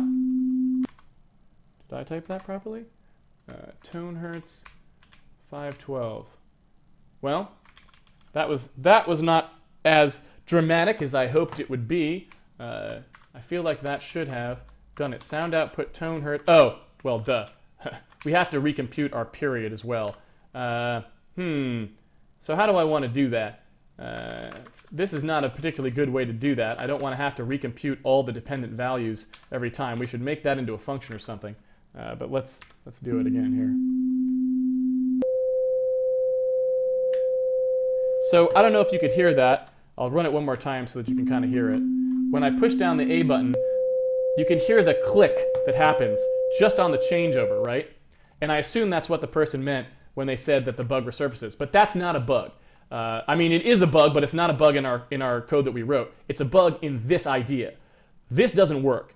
The reason that it doesn't work is because you have to remember we recompute where we are in the sine wave every time. So if you look at how this works up here, basically what we're doing is we're using the running sample index and we're dividing by the wave period every time. That means our sound will only be continuous if wave period was continuous. If wave period suddenly changes to something else, we will have a sound glitch right at the point where it changed.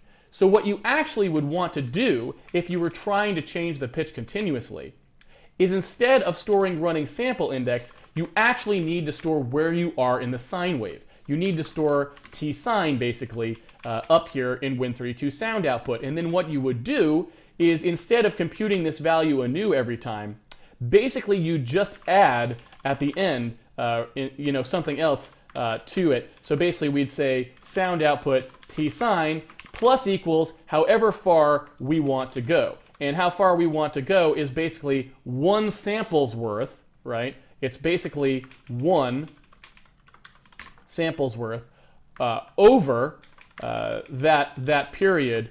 So that way, just the increment is now going to change by the wave period, right? That is what we would actually want to do if you wanted to avoid the glitch. So our code was totally correct. You were just doing something that is going to produce a glitch with the way that we chose to represent our sine wave. But the buffer code is still valid. And now we should be able to basically get something. Oh, whoops, we need to actually say sound output T sine here because we are now outputting without that T. So we'll do that, right? There we go. And now we should be able to, did you hear that? No glitch anymore, right?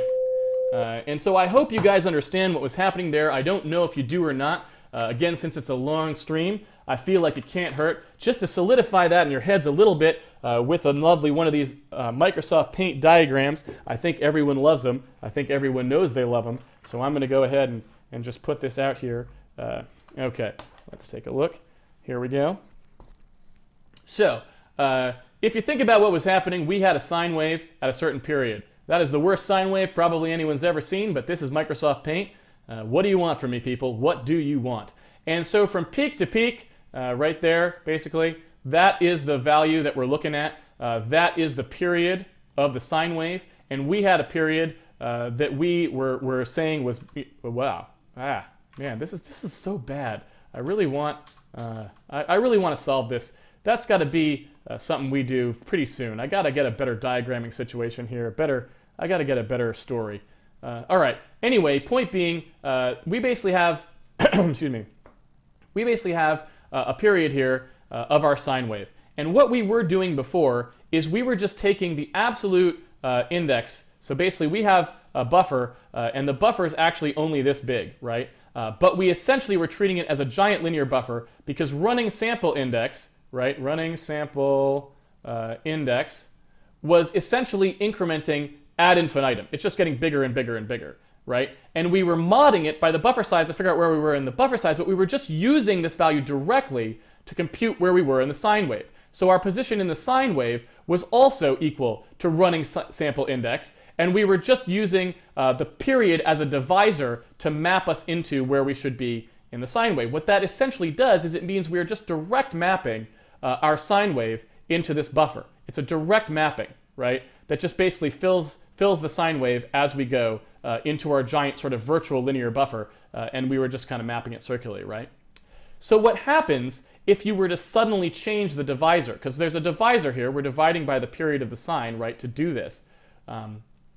If you suddenly change that divisor, right, we were here in the sound wave, let's say. What you wanted to do, what you were trying to do, is change the sine to a different period. Can I make, for the love of God, people, can we make a bigger eraser? Oh God, this is not a good drawing program. I need to figure out how to get a real drawing program in here. All right, anyway, what are you going to do? So if what you wanted to do was, what you were trying to do when you pushed that A button to make a nice continuous tone that doesn't have a skip, is you were trying to do this, right? You were trying to just at that point start oscillating more frequently. But what you actually did is you essentially because you just changed the period right out from under it, you can imagine there was basically two sine waves, one with one period, one with the other. You had the slow period sine wave, right? And then you had a fast period sine wave, right? And what you did instead of starting where you were and just changing the frequency of oscillation, which is what we wanted, you were taking wherever you were in the stream and jumping right to where this other sine wave would have been at that point if it had been the only sine wave that you were ever playing. That means you would discontinuously jump from here to here and then start oscillating, right? That causes the skip. That is the skip, because now you've got a discontinuity in your sine wave, and discontinuities sound like when you hear them. It's basically a very high frequency, because you have to imagine what that actually turns into is a very high frequency spike, one little tiny sine wave that moved you up to there, essentially. It's a very high frequency spike. So if you looked at it on a graphic equalizer, you'd be getting, here's your normal tone that you were trying to get, and there's this really high frequency spike here that just kind of quickly jumped in to make you move. And that's no good. So you don't want that. That's bad. Bad, bad, bad, bad. So that's what was happening there. And that's why I said what you have to do is you have to track where you were in the sine wave, because then you can just accelerate that tracking, and you'll always know that you were starting from the same position. You can change the pitch all you want, basically. And we could go nuts with that, obviously, right? You could map the pitch if you wanted to. You could map the pitch to one of the sticks, right? You could say, oh, the pitch is something like the stick X or something, let's say, right? Or the stick Y. Let's do stick Y. So we could say, okay, the hertz is something like the stick Y divided by whatever the stick Y can possibly be. So that's 32,000 or something like this. It's 65536 divided by 2, but I'm just going to say stick divided by 30,000. So there's a change those to float, so that we do float math to get basically a value between -1 and 1 here, and we'll basically say that it's 512 is the tone hertz plus some value that more than that, so we can do 256 up or down times that, and then we'll cast it back to an integer. I think that's what it was. I don't remember what that actual value was. What was that value? Let's take a look at what we actually defined it to be. It was an integer, so we'll cast that back to integer. So we could do something like this, and this will actually allow us to go ahead and control it, I believe, with the stick. Let's take a look here if that actually works.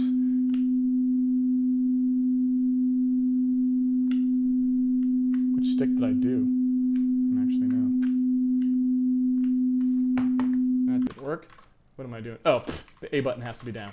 We don't actually want that. Let's just get rid of that A button check. I don't want to have to hold that down while I do the stick thing.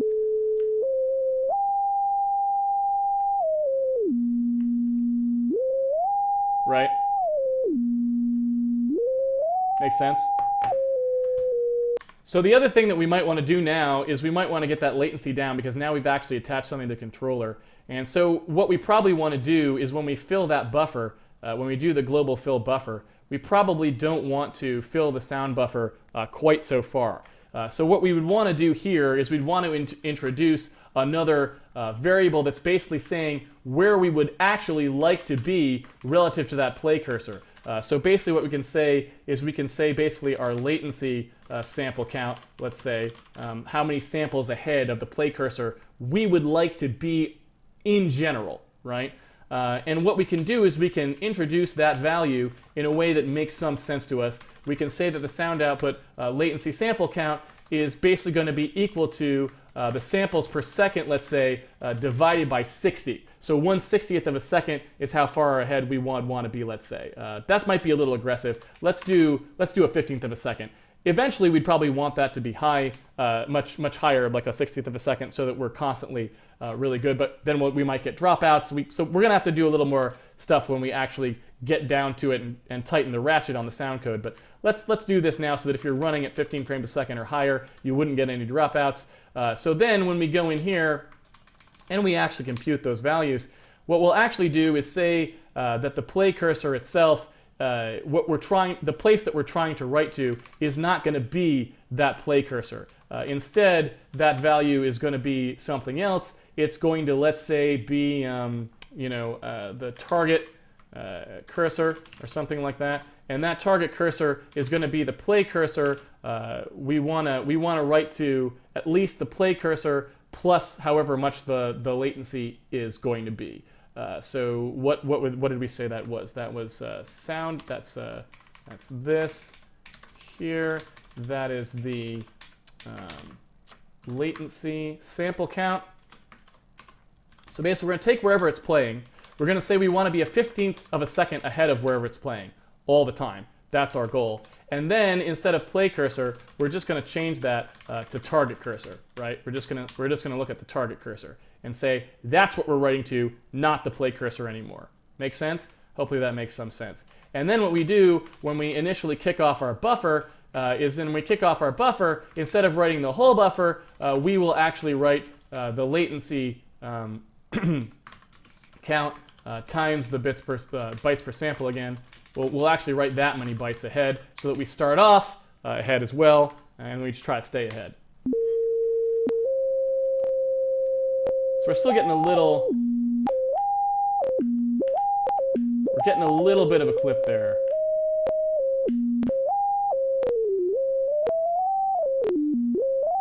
But you can see we're right on target now. So basically, I don't know if I introduced a bug by quickly doing that or not, but it could also be that that's just not enough ahead of the play cursor to make it actually work okay. I'm not sure which one that is. Let's make sure that this was sort of at least roughly correct, if that makes sense. Yeah, this is probably not the way to introduce that code, was to blitz it out like that, but I felt like we were kind of going in that direction, so we might as well. So let's double check here. Let's say that, let's double check and make sure that if we just say that it's the latency sample count is the samples per second, we should be back to where we were before. So there you go. So I did introduce a bug, because basically that shouldn't change anything, right? Oh, pff, duh, yeah. I was even thinking this when I wrote it. One of the problems, again, I say this a lot on the stream, I think about things, but then my mind is occupied with explaining and it forgets the things it's supposed to do. In fact, we had that just yesterday with the unlock as well. Remember I said, we've got to unlock that buffer, and then I never remembered to unlock the buffer. So the problem here is the target cursor, when we do that thing, it could wrap around. So when we get to the end of the buffer, target cursor will be past the end of the buffer, and we actually need it to be back around. So basically all we need to do here is do that mod again. We need to make sure that we're always in range of the buffer when we actually ask to lock. That's it. I'm pretty sure that's the only thing. I was going to say that this code should not be too hard to add in, and I don't think it is. So basically, we just need to do that. Move it out to where we think it's going to be, map it back into the buffer, and then treat that like the play cursor. And now it should be correct. Oops, I've forgotten a semicolon there. All right. Yeah, and so now we can go ahead and go back and drop that latency back down to something aggressive like 15. And now we've got, not super low latency sound output, but it appears, like to me, for example, you can see.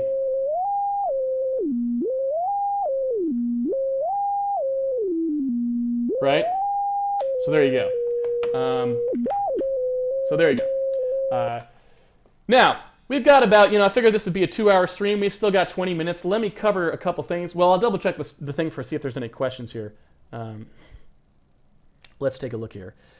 Let's see. If we can live with a slightly less accurate sign, it can be approximated with polynomials. We don't actually need to do that.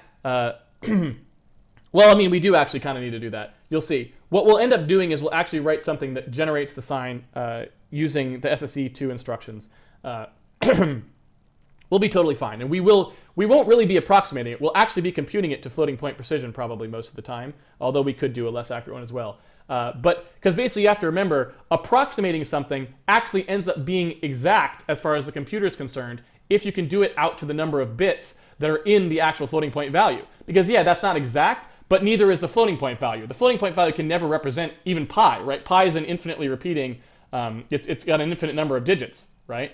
It just keeps going. And so you can never accurately represent things in floating point. So we only have to, when we actually compute sine, we only have to compute it out to the number of points that the mantissa has in the first place, which is only like 24, I think.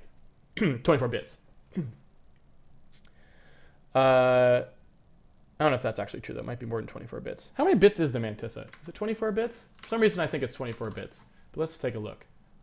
Floating point 32-bit mantissa. I think it's 24 bits. Let's take a look. Mantissa. Does it say what the spec should say? Here it is. Let's take a look. Internal representation. Okay, so it looks like it's actually 23. So it's not actually 24 bits. Oh, but it's 24 because of the implicit 1, I guess, is what they're saying. I don't know. So there you go. There you go. That's the table right there. And in double, you basically you get double that, right? Plus a little more than double that, because they assign less to the exponent proportionally. Anyway, yeah, not really important right now, but point being. Let's see. Okay. What about lead time between play cursor and byte to lock? Sorry, not sure I understand that question. Will the art and audio for the game be released into the public domain? No. Not for a while anyway. Do we get them for paying now while we are following along? Yes. All of the art, I mean, basically the game, you'll get access to the full game if you pre-order. So basically, you'll get all the art resources to play the game, because there'll actually be playable versions of the game released once we actually have it up and running. And those will come with the art. So if you're following along at home with the code, you will also be able to load the art from the game builds that ship, because people will start actually playing the game builds who don't even necessarily follow along with the code. And so yes, that art will come with that. But it will not be released into the public domain. If it does, it may eventually get released in the public domain, but it won't necessarily be coincident with the code being released. The code will definitely be released into the public domain, and it will be released presumably sooner if the art were to be later. So that's it. What is going on here? Okay. All right. Let's go back to the chat. Okay.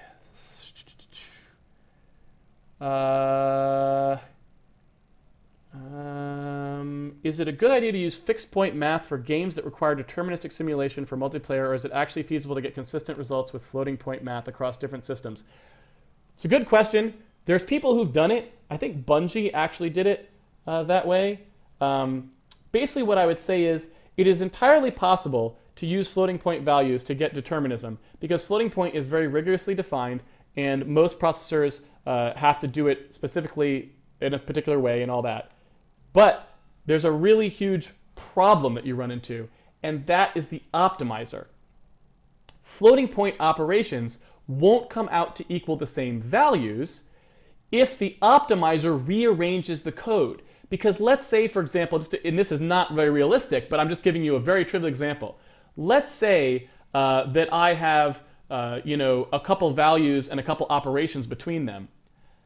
Obviously, math can be rearranged in different ways. I can do a divide first, I can do a divide second, that sort of thing.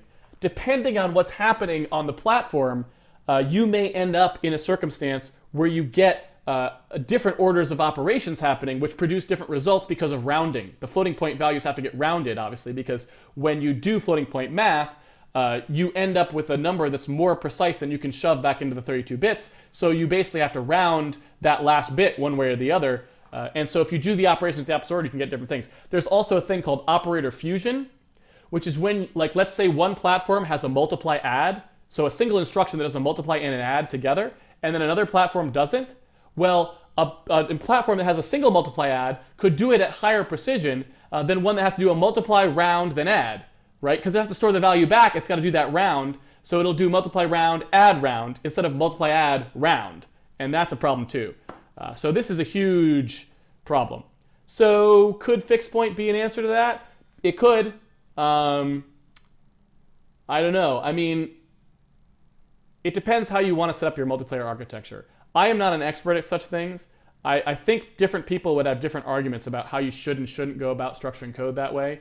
But it's something to be aware of, certainly. It's a good question. And it does have ramifications, is really the answer I can give you. And different people choose to attack that problem different ways.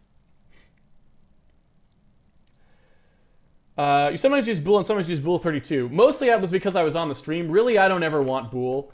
So basically, we can actually go in here and just replace. We can just replace bool with bool 32. I don't ever really want bool. I don't ever use bool in my own code. I was doing that for a while because of the stream, but I never actually do that in real life. So we can just get rid of that entirely. You'll never see me type a bool again unless I forget again that I'm supposed to be doing code my way now, not like the intro to C stream. Let's see. There is a red volume slider right on the OBS main window. Okay, cool. I will go investigate that after we're done. Thank you. Let's see. Are you going to use ETW to log context switches for the game? That is a funny joke. No, because it's insane.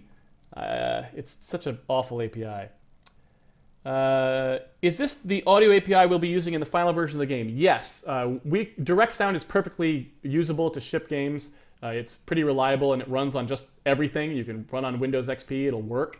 So we probably will ship the game on this. We don't really need anything else, I don't think. Given Direct Sound is actually COM interfaces, is it a safe thing to call into the interfaces without going through the COM layer, and especially without even initializing COM? Yes. It's the Direct Sound create call does the initialization for you. Try paint.net for drawing. Okay, I will. Let's see.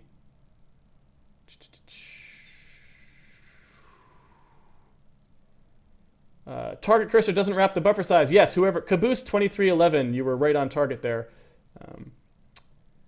Let's see. Let's see. I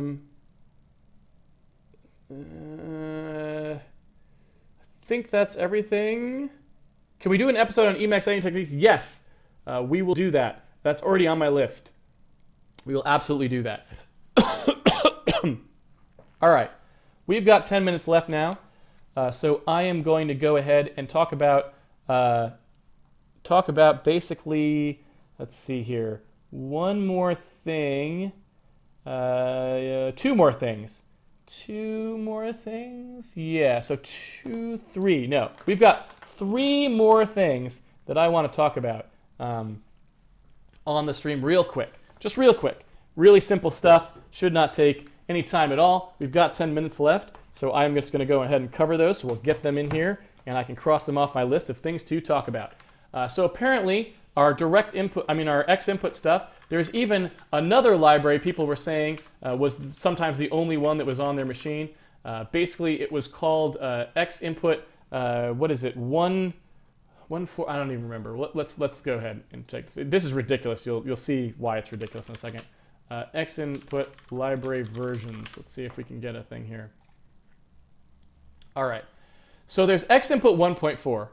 There's X input 1.3, and there's also X input 9.1.0. I am not kidding you, ladies and gentlemen. Those are the versions of X input that they shipped. That is the way Windows goes nowadays. It's absolutely ridiculous. But that is how it works. And basically, some people said that only that one was available sometimes on certain machines. And so what we'd like to do here is just further explode our set of checks and basically say, well, okay, excuse me, let's try and load that one as well. Now, I'm not sure what the actual file name of that is, so I'm going to attempt to look for it and see which one. I don't know if it's on this machine. Let's go ahead and go over here to Windows again and just do, again, that dir/s x input star. Let's just see what versions there are. So it's on this machine. We've got this one, x input 9.1. So let's go ahead and see if we can load that one as well. And that way we've just covered absolutely all our bases, no matter what Microsoft decided to poop out into their Windows operating system. We will hopefully have coverage there. So let's take a look at that and double check that that works and the controller still works if we load that library, because I've never actually tried loading that library before. Let's take a look. Load that library, and it got loaded. And the controller works a-okay. All right, so we're good there. No issues with that. So that's one thing off the list. Not much, again, nothing to talk about there. Just had to make sure we covered all the bases. Last thing I want to do is talk about the dead zone. I realized I did something stupid. This would not have been a problem when we actually went to handle this stuff for real. But the joke code I typed in here was already dumb. And I didn't want to leave it in there without an explanation of why it was dumb, just in case people internalized it and didn't think about the dumbness. Basically what I did is I shifted this down because I was just like, oh, I want to kill the low, I want to make it a very low value so that when you push to the side, it's not scrolling by infinitely fast. Because this is a 16-bit value, so it'll go between 32,000, negative 32,000, something like that. And we're scrolling in pixels when we do our X offset. So that's way too many. I mean, our whole window is only going to be like 19, 20 pixels wide at best. And we were right now using just only 1280 by 720. So scrolling by 32,000 would wrap the screen tons of times in one scroll. So I was trying to scroll that down. Now the problem is this is perfectly valid. Shifting down by 12, that's basically the same as dividing by 2 to the 12th, right? But there is a catch. The catch occurs when there is a negative number. By default, when you shift in C, I believe it does sine extension. And what that means is if the number was negative, so if that high bit was set and you shift it down, it continues to shift in the high bit. That leaves the number negative if it was negative before. Now, I want to just show you what that means because I realize it's a little complicated to understand. But we come in here, first time through, right, and we take a look at what goes on. We have an X offset and a Y offset, and you can see, excuse me,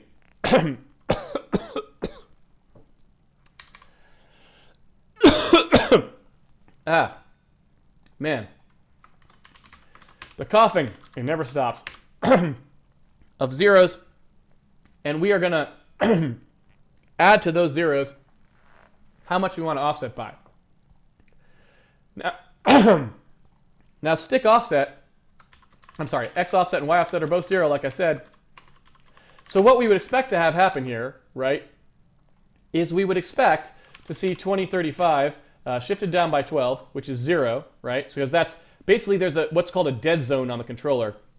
The controller is basically kind of noisy. The inputs aren't perfect. And when the controller is back at 0, it may not be right at 0. It may be anything from like negative 4,000 to positive 4,000 or something. There's like a huge range of what centered might be in the controller. So basically, that shift by 12 should have totally killed that noise because the two values that are on the controller, you notice, are both 0, right? But when we actually go to compute these lines, you'll notice that's not what we get. We get negative 1 and 0, right? Which is what causes that persistent scroll. I was just saying, oh, this controller is broken because I thought the controller was broken. That's not the case. That was just me being dumb. Basically, what's happening here, if you look, is if we see what actually happens when we do this shift, right here, right? If we look at what actually happens there, we will see the problem. The problem is that value, when it gets shifted, where's my debugger? Where is my debugger? There it is. That value, when it gets shifted, this is a binary value, right? If we look at the binary value, that's a 2's complement value. The high bit is set. That means it is negative. What's going to happen when it shifts it is it's going to shift in the sine bit. The reason it has to shift in the sine bit, that high bit, that's 1, that's going to be 1 anytime the number is negative, is because if it shifted in a 0, the number would flip from negative to positive, right? So what it does is it shifts in a negative, it shifts in that one, the negative to keep the number remaining negative, and that's just 2's complement, which we didn't really cover too much, but that's what's going to actually happen.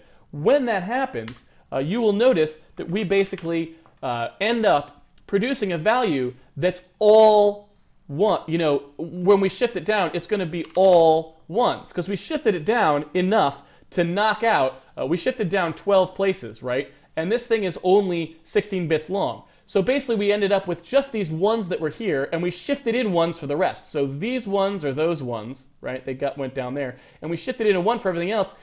No matter how far down we shift the negative value, it'll never go to 0. It only goes to negative 1. So it's not really the same as an integer divide at that point. That is a crucial thing to remember. And I just I didn't even think about it, and I just kind of crapped that in there. That was a bad idea. So that's not good. What we actually wanted to do is we actually wanted to use a real divide here.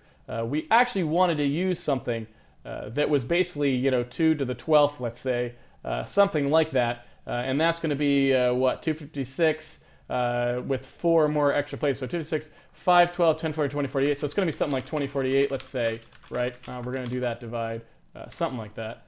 Maybe, not sure what we actually want it to be. Maybe we want it 4096. I think it's 4096 because there's actually 1 extra shift. So this is actually a little more.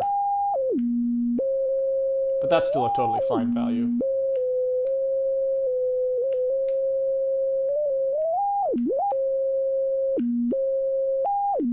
And I can feel that that's not quite all the dead zone. You see how it's got still a little bit sometimes of a bit that's happening there? So I think the dead zone is probably somewhere around 4096. And I think if we actually look, so I'm gonna stick with the higher number. Oops, that's the wrong editor. Tell immediately when you type into it. 4096, 4096, and that should handle the dead zone properly, I suspect.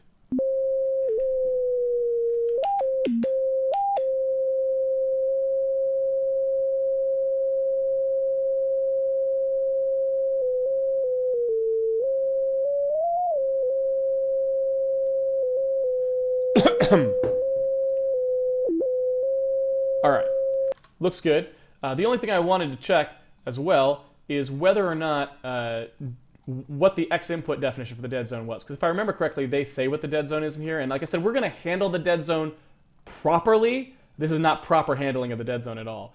We're going to handle the dead zone in later editions more properly than this. But you can see actually the left and right have much higher dead zones, actually even than 4096. Those are really high there. So technically, actually, we would want to kill any number that was above those. So keep that in mind. We'll deal with that actually a little bit later. Okay. So basically, that's just something to keep in mind. In fact, you know what? I'll go ahead and put a to-do in there so people can see it and know that it's okay. And we're going to get to that later. Note or to-do, Casey. We will do dead zone handling later using X input gamepad, and there we go. All right. So basically, we will actually do that later. You'll see that happen later on, and when we actually process this joystick to shove it into our actual game properly. All right. So that's the dead zone thing, and then the final thing was just one bit of cleanup, which was that def window proc technically should have been def window proc A. Again, this is just cleaning up things that, for people who want to compile in Unicode, anytime you see one that I've missed, we're just trying to make it so that if anyone does compile it in Unicode mode, nothing breaks, basically. So there we go. All good. I think we have come to the end of the stream. I don't think we've got anything else.